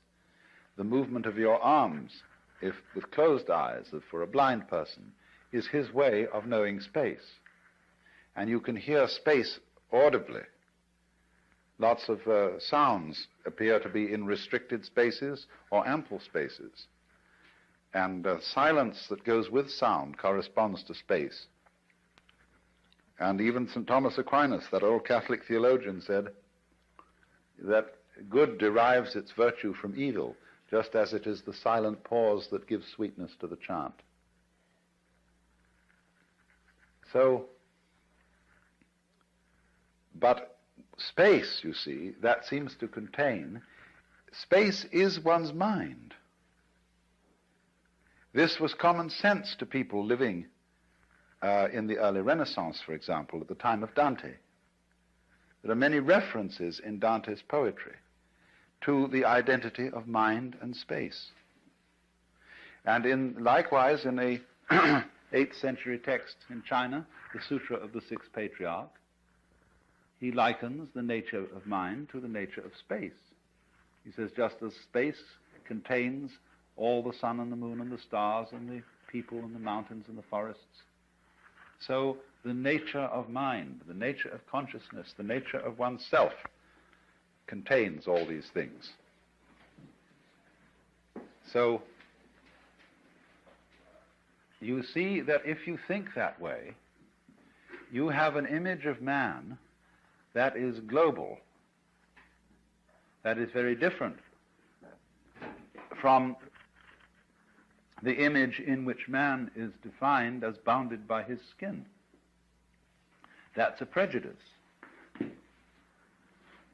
We think now, for example, I have my own private thoughts. Well, nobody has private thoughts, because one thinks in images and words, and these words and images are derived from the whole thought structure of the society in which you live. We think thoughts. The domain of mind is very similar to the grid structure of an electric power supply system. You know, what happens is there's a network of power stations and transformers so arranged that if one of them gives out and fails to supply a certain area, immediately the grid connects them with other sources of power. Well, in rather a similar way, our minds are connected. Let's take one very obvious example of it. What Northrop Frye calls the order of words. The order of words is all existing literature, both rhetoric, what is spoken, of course, and what is written down.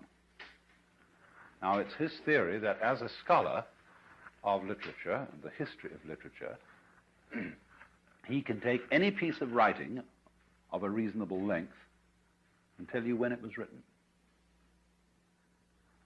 Because everything that is written and said is inescapably related to the whole order of words. And it's amazing what little things you might not notice would give you away. Because he can say, well, obviously he has read this, thinking, say, of a particular novelist or poet. So it must come after the date when that novel was published. But he couldn't possibly use an expression like that to say, for example, that it was a capital day. He would never use that expression living, say, in contemporary 20th century America. That's a Victorianism, or it's an Edwardian way of talking. And so by all sorts of little clues like that, the scholar can pin down a piece of writing to when it was written, you see. That is because every individual piece of writing is a function of all writing that's being done. Well, now that's a very specific and almost crude illustration of something that's going on in a far more complicated way than that. It isn't only all writing, all thinking is being done in relation to the total order of thought. And in a still more subtle way, all living is being done in relation to the total order of life, to what de Chardin calls the biosphere, and it goes way beyond that, because of the vast interplay of what we now call gravitational and electrical fields, which embrace everything that there is. That is why the ancients when a person was born, cast his horoscope. That was a map of the universe at the time of that person's birth. And therefore it was a drawing of his soul. Because the soul is not inside the body. The body is inside the soul.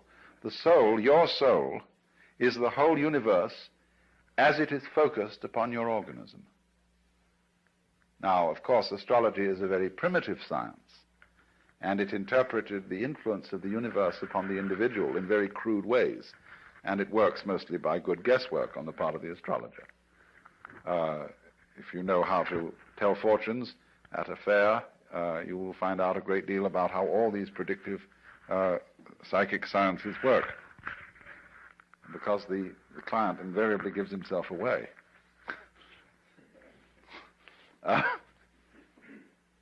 Either by his anxiety to be told the truth or by his anxiety to conceal it. They work equally well. Now, but there is, you see, underneath the astrological notion, a sound idea that the true map of the soul is the picture of the universe surrounding the individual. It isn't necessarily your soul is not the picture of the universe just at the moment when you were born, you see.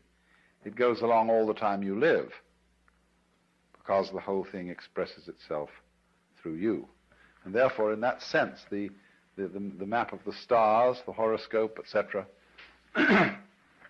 was an image of man in just the same way as we regard a picture of the human body as an image of man. And it's an image from a different point of view. It's a bigger image. It shows, in other words, that your mind is very largely outside your body. After all, it's inside too. It's simultaneous. You see, I cannot think. I can't have a mind without seeing, feeling, and relating to other people. Without all the social institutions, not only language, but the laws, the customs, the gestures, the rituals by which we relate to each other. All those things compose the mind. For the mind is a huge network of relationships and interconnections at a high level of sensitivity. Mind and matter are, of course, polar. They go together. They are two ways of thinking about the same thing, or shall we say two dimensions of the same thing, just like length and breadth, or just, shall we say, like shape and color. You see, nobody ever saw a shape that wasn't colored. Nobody ever saw a color that wasn't shaped. And yet we can see there's a very clear difference between color and shape. But they always go together, they're always found together. Well, it's the same sort of relationship between mind and matter. And the difficulty that people have in trying to reduce one to the other and saying, well, the world is only material, or saying, on the other hand, that it's only mental, is the same difference you would have in trying to reduce all shapes to colors or all colors to shapes.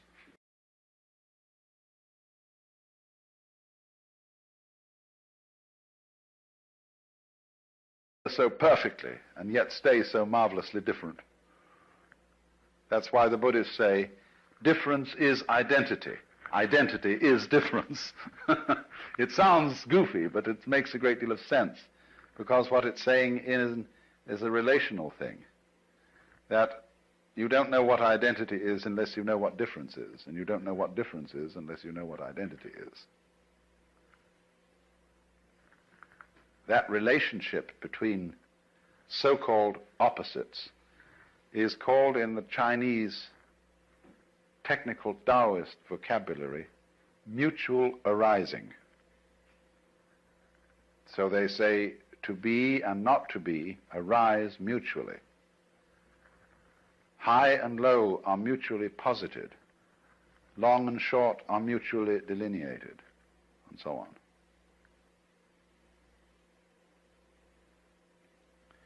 Now, what we see then is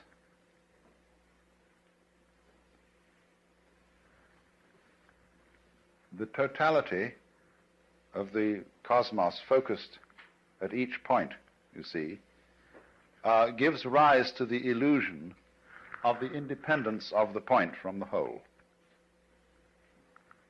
Just as the human being, by virtue of having an enclosed epidermis, and to be able to walk instead of having to be rooted to the ground, presents the illusion of being separate. And so that's why I asked Vada to do these demonstrations last night, because he showed visually the interdependence of the figure and the background, and how the two play together, how you can switch from paying attention to one to paying attention to the other, and in each case it's significant. That is an art that we have lost in our day-to-day perception of life, and it leads, practically speaking, to the serious problem of ecological blindness. That is to say, to the ignorance which most human beings seem to suffer from, especially in our culture, that they are inseparably related to their physical environment. It looks as if we aren't. It looks as if we can go out with bulldozers and insecticides and every kind of a gadget and make over our physical environment as it suits our whims. But then we discover to our consternation that we've upset all sorts of balances, that the house we made such a nice flat lot for on the hillside suddenly slides down the hill when there's a rainstorm because we took away all the shrubbery that was binding the hill together. And, you know, this happens in Hollywood every day. And,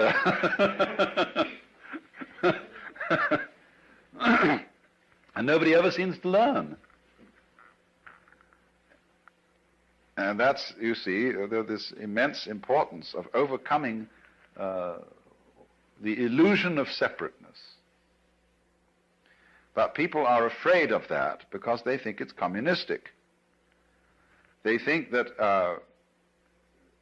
the grand style, the great thing about Western civilization, is its stress on individual personality and its value. And that we have created the ideal of personal integrity. That is to say that the most important thing in the world is the individual.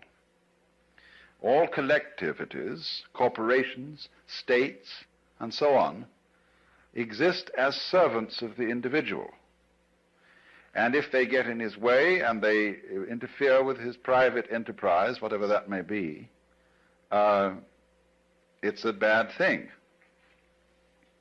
Man, the individual, is the crown of creation from this point of view. And therefore, when anybody suggests that individual man is not what you thought was an individual, but is in some way united with, grounded in the totality, then if you're this kind of rugged individualist, you mix up your vocabulary and you call the totality the collective. Now, the collective and the totality are two completely different things. The idea of collectivism is based on individualism. It's the idea that the society of mankind and the physical environment beyond it is a collection with nothing of the kind. That's the idea of cosmic flotsam and jetsam that all floated together into a collection. And that's the obverse of individualism. You know, American individualism is the same philosophy as Marxist collectivism, seen from the other side, because they're both based on the same erroneous sensation of individuality. Now, what people don't understand is that a complex and interesting personality is not a matter of being isolated. It's a matter of being deeply connected with and aware of one's relationship to the whole surrounding cosmos. let's suppose that I'm preparing to make a date with some lady, and she's such an individualist that her thoughts are only occupied with herself. She never thinks about anything that isn't herself. Well, she's an awful bore. She has nothing to say. She's not interested in any books, in any landscapes, in any works of art, in any literature, in any other people. She's a total bore.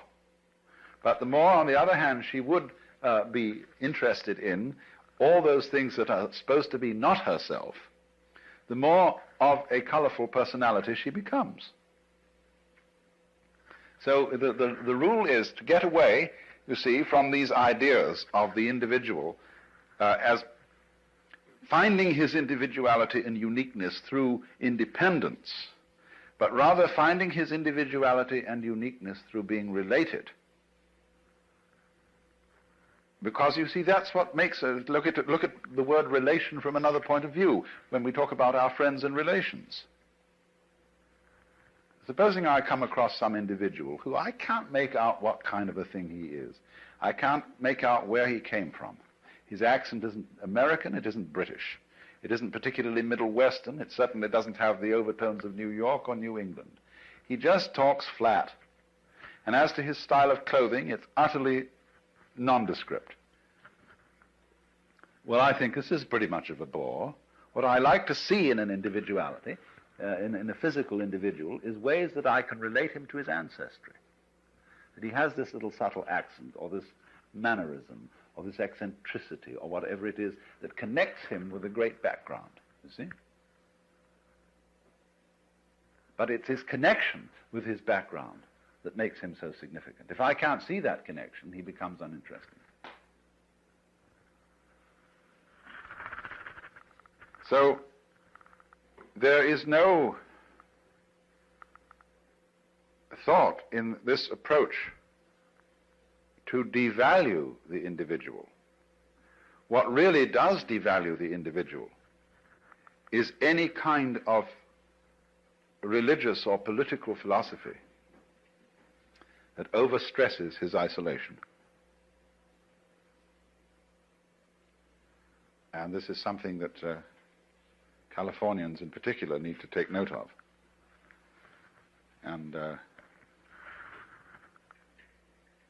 because many people feel, you see, that the development of technology and of centralized government is a direct threat to the value of personality. Well, in some ways it is. But that is only because technology is being developed by personalities who don't understand what personality is. They're working on the old individualist - collectivist point of view. They're the same.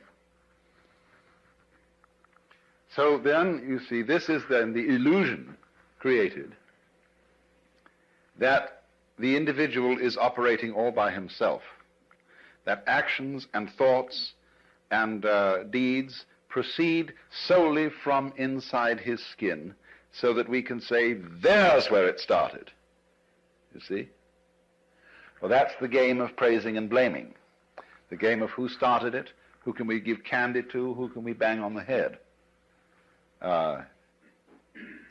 In other words, somebody has to be it. As in The Farmer in the Dell, you know, and finally you get the end, the cheese stands alone, the cheese stands alone. Hi-ho, the dairy, the cheese stands alone. Well, why? Who started it? The group.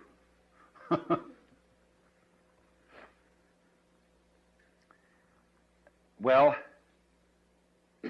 another fear about this is that it absolves people of responsibility if they see through the illusion of separateness.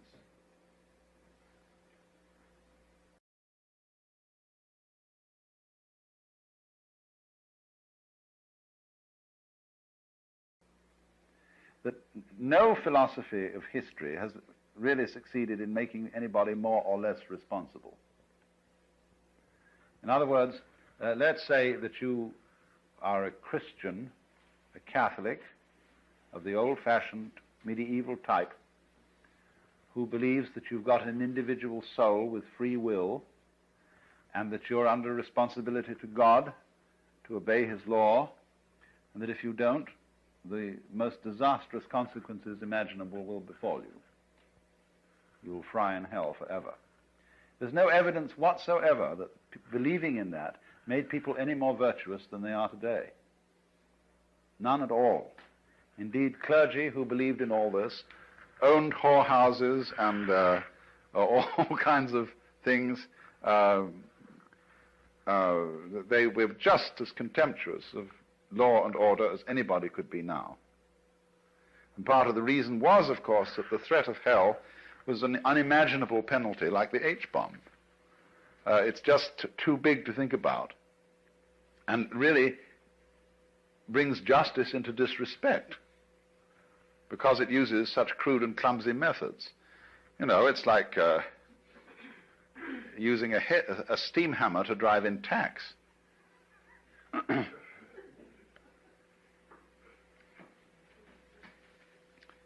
Responsibility is a thing like a nice face, which you either have or haven't. Certain backgrounds, certain interests, certain awarenesses of relationship create responsibility in some human beings. And they live that way not because they are giving themselves sermons and telling themselves all the time that they ought to be responsible. It's because they're intelligent enough to see that being responsible makes things very much easier for everybody all round. That's all there is to it. And, of course, that's all is a big all, but you won't, what I'm saying is, the people who are frightened that other people will abandon responsibility never did have any way of thinking that would guarantee that people would be responsible. There is no such guarantee. If there were, we should be automata.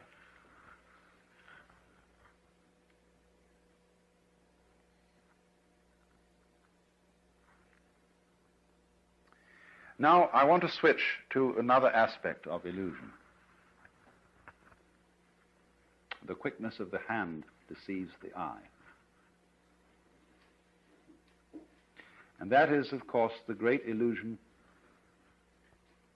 of what we call matter. Density, impenetrability, opacity. I find it hard to talk about the illusion of matter because I'm a materialist. That is to say, I like material. And though I may seem to you to be quite self-contradictory. For example, a wine should have body. Pure alcohol doesn't. And it's terribly important in human character for there to be a blend of materialism and mysticism,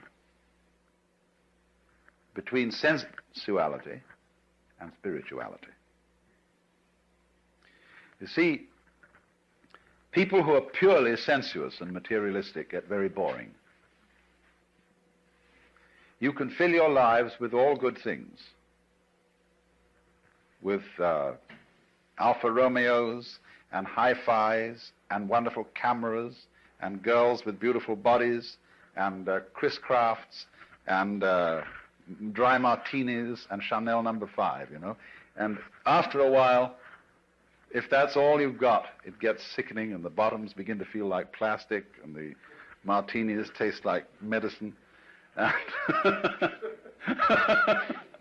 And somehow, you get a distaste for life, and even for mountains and trees and waters. And then on the other hand, the purely spiritual approach to things is too rarefied, too earnest, too abstract, too purely Euclidean.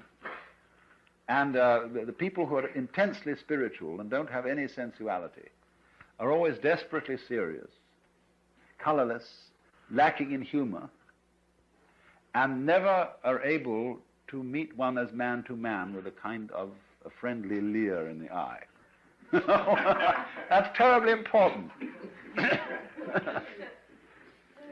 Yes, they live at a level of the frantic intensity. I see these two extremes need each other. Say, spirituality needs a beer and a loud burp, and sensuality needs a rough blanket and a hard bed and a cold night with the stars, to wonder about. The sensualist as such, the materialist as such, has no wonder, and the mystic, the pure mystic, has no body. He's pure alcohol. Spirit.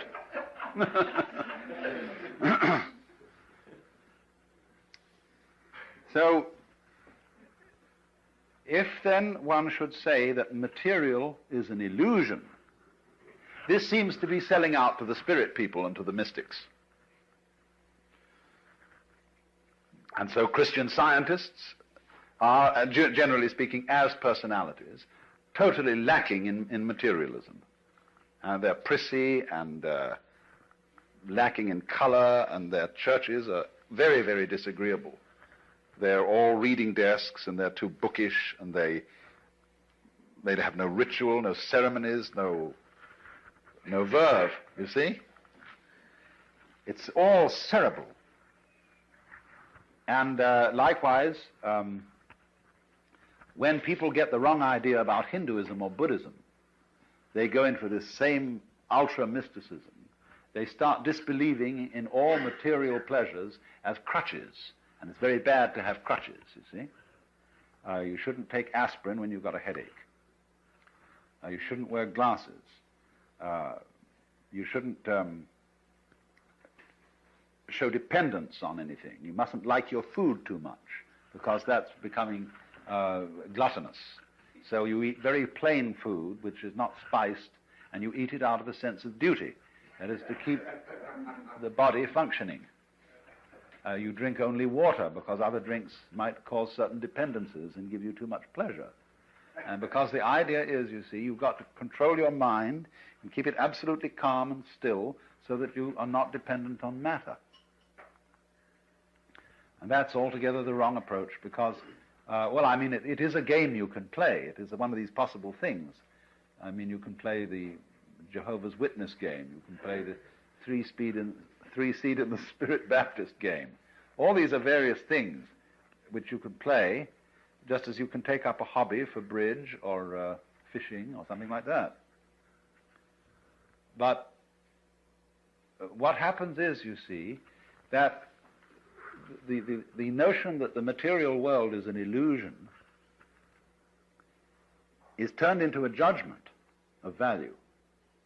If it's an illusion, therefore it's bad. I ought not to be under this illusion. Well, the reality of the matter is that if you see that the material world is an illusion, you can enjoy it a great deal better than if you think it isn't. A true materialist, therefore, is one who knows that material is an illusion. Then he's not afraid of it. Then he can enter into the dance of material with real zest. Because you see, if you're a false and a fake materialist, what's happened? You borrowed money to buy yourself a Cadillac, an impressive house, ranch style with a picture window and a patio and a swimming pool, and you've bought a lot of stock, and you somehow wangled the money and borrowed it, and you keep lying awake nights wondering if you're going to make the payments. Well, there's no point in that at all. How can you possibly enjoy all this jazz, if that's the kind of jazz you want to enjoy, if you've got to worry about whether you pay for it or not? And you get hopelessly involved, you get commitments here, commitments there, and finally you have a nervous breakdown and shoot yourself. The only way to enjoy material is to disbelieve in it, just as one can disbelieve in money. Then you can have zest for it, you see? Otherwise, it's much better to be poor. I mean, if you have no taste for this kind of life and no real interest in it, but feel that somehow you ought to have it for status reasons, it's much better to stay poor. Not have any of that stuff at all. So, then this is the important thing I'm trying to say. Material is an illusion, but a great illusion. And the point is to swing it, and not to run away from it on the one hand, or to get stuck on it in the other. Then you can play with it. Just like a wheel going round. If the wheel is too loose on the axle, it wobbles all over the place. If it's too tight, it won't revolve. But you kind of sit loose, you see, to this thing. Not too loose, though. Now, in what way, then, is the material world an illusion? Well, we know a lot about this now from our physics. And we know that what we call solidity is force, contained force. The agitation of particles or wavicles or whatever they are at such an immense speed that they become impenetrable to other agitations. So that when I put my foot on the floor, the reason it doesn't go through the floor is that the floor is coming into existence and going out of existence so rapidly that there is no interval through which my foot can penetrate. Like an airplane propeller, you can't put your head through it without getting it chopped off. Only that if it were going far faster still, it wouldn't even cut your head off.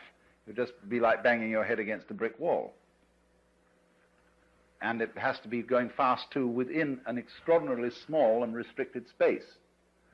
The airplane propeller is whizzing around through a considerable space in relation to the size of the head.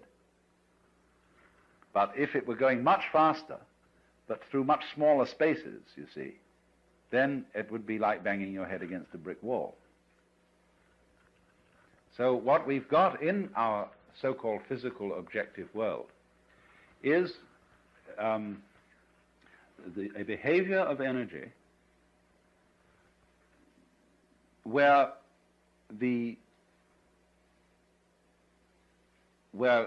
matter arises from it through its behavior in restricted spaces. Density is a quality of space rather than a quality of matter. You see what I mean? I gave the illustration of the airplane propeller to try and show that. So that all this is an electronic, diaphanous world, very similar to other creations of electronic patterns, the dance of forms on the TV screen, the rainbow, the aurora borealis. It's all fundamentally like that. Only we are of the same kind of jazz, you see. Our bodies are this dance too, and therefore the physical world feels real to us. In other words, it feels solid because we are something of the same kind. If we were on a different wavelength, we'd walk right through it, in the same way as radio waves come right through the house. They are of such a nature that they can penetrate the spaces, the interstices, or in some way jazz signals through. And but we are on the same wavelength, you see, as the wall, and so don't go through it.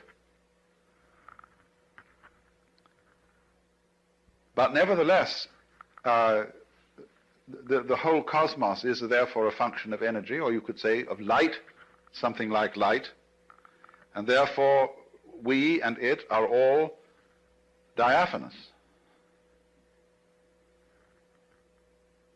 Now, it's easier to see that if you live in a medium where things aren't so dense. There's only one other creature as intelligent as man And this lives in a medium that is less dense. And this is the dolphin. The dolphin is a mammal. And many millions of years ago, it seems that dolphins were living on the land. But they are very clever. And they decided that the land was no place to live, because getting food was difficult, and you had to lug yourself around, and there were many, many bad shows about the land. It had very curious changes of temperature. It became unspeakably cold and unspeakably hot, and you had, in fact, to work. Well, no sensible person ever works. I never work, I get paid for playing. And everybody should do that. That's the mark of an educated man, is that eventually he gets a job where he's paid for playing. And a worker or a proletarian isn't necessarily a poor man. There are lots of poor, a poor man like, say, Selig Morgenrath or Eric Barker around here, they're not proletarians. A proletarian is a person who is fettered to the process of work. That is to say, to doing chores every day that he really doesn't like and that aren't in the least interesting in order to go on living. So the dolphins decided this is ridiculous, this land existence, and they went back to the water. And it's pretty easy to fish, you see. There are plenty of fish in the water and things to eat. As we know, the ocean is the greatest food supply in the world. And when they'd eaten a few fish or whatever they need, they decided just to have a ball. So the dolphin can get abreast of a ship, get one of the wakes coming out on the side, can set its tail at an angle of 26 degrees, and be pushed along by the ship. And it's not going anywhere. There's no reason to go along there. As if it had to get to another part of the sea's pretty much the same all through. But they're just going whoop, and boom, and they chatter and dance, and they're really highly civilized beings. And so, please don't anybody ever kill dolphins or be unkind to dolphins, because they're exemplary, high-minded creatures. And we shall soon discover this. As soon as we can set up communication with them, they will tell us all about it, and we will then invent a new style of civilization based on frolic.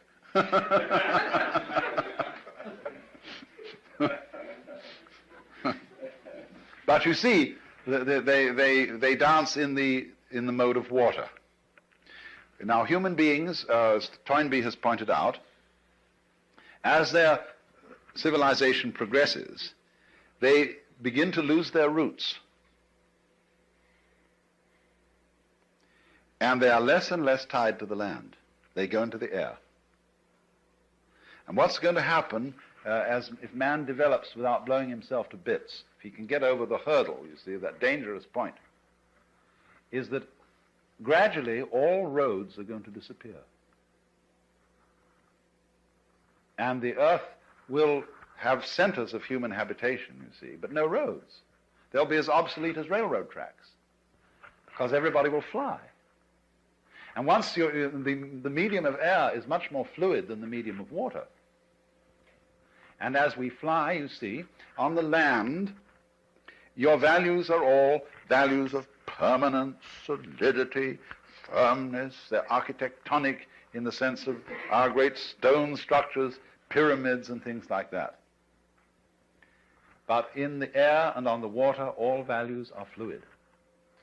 And what you have to know to be a good airman is, of course, stars. Like whitethroats and other migrating birds migrate by the stars. Imagine. But once you start relating yourself to the stars, you realize that you're living in a universe where directions are all relative. And you become a being capable of existing in non-solidity. And that's why Buckminster Fuller, believed that all techniques and really all culture came from the sea. The men who first learned to sail were the wise men. He has a fantastic idea that there were initiates, great priests who were ship's captains, and that though some of their humble seamen didn't know all the secrets, that these priests were the first people who knew that the world was round. And that that gives one an entirely different theology, you see, than if you believe that the world is flat. And so from the priests of the ocean, the landsmen learned how to use cranes,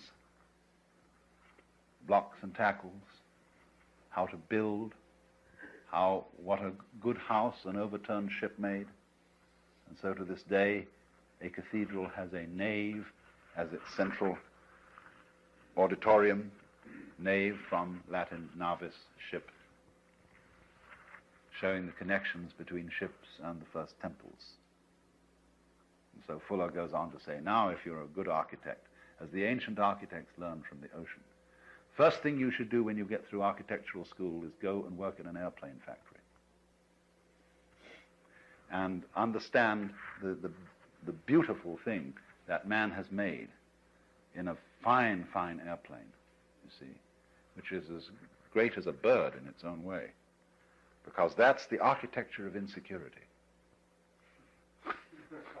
And that really lives with insecurity.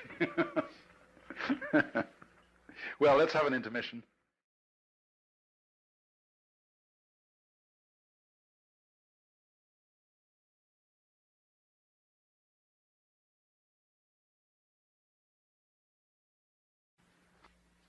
I was discussing the plausibility of two essential features of the philosophy of illusion. The question that we have to decide whether to take life seriously or not, that is to say, whether the plot is comic or tragic. And if it's tragic, you see, must we say that it's ultimately tragic? And the question, and if it's tragic, you see, must we say that it's ultimately tragic? And the question of who are you? And are we to say that I myself, right down at root, am just a little kind of jerk of some kind that really has nothing to do with this cosmos, but just arises in it and is here on sufferance for a short period and then absolutely nothing follows, you see? Or the alternative to that is what I really am, the same as the whole thing, that is, the works, the it, or whatever you want to call it, Brahman, God, the Tao, the great void, the Buddha nature, I don't care, the self, anything, any name you want. And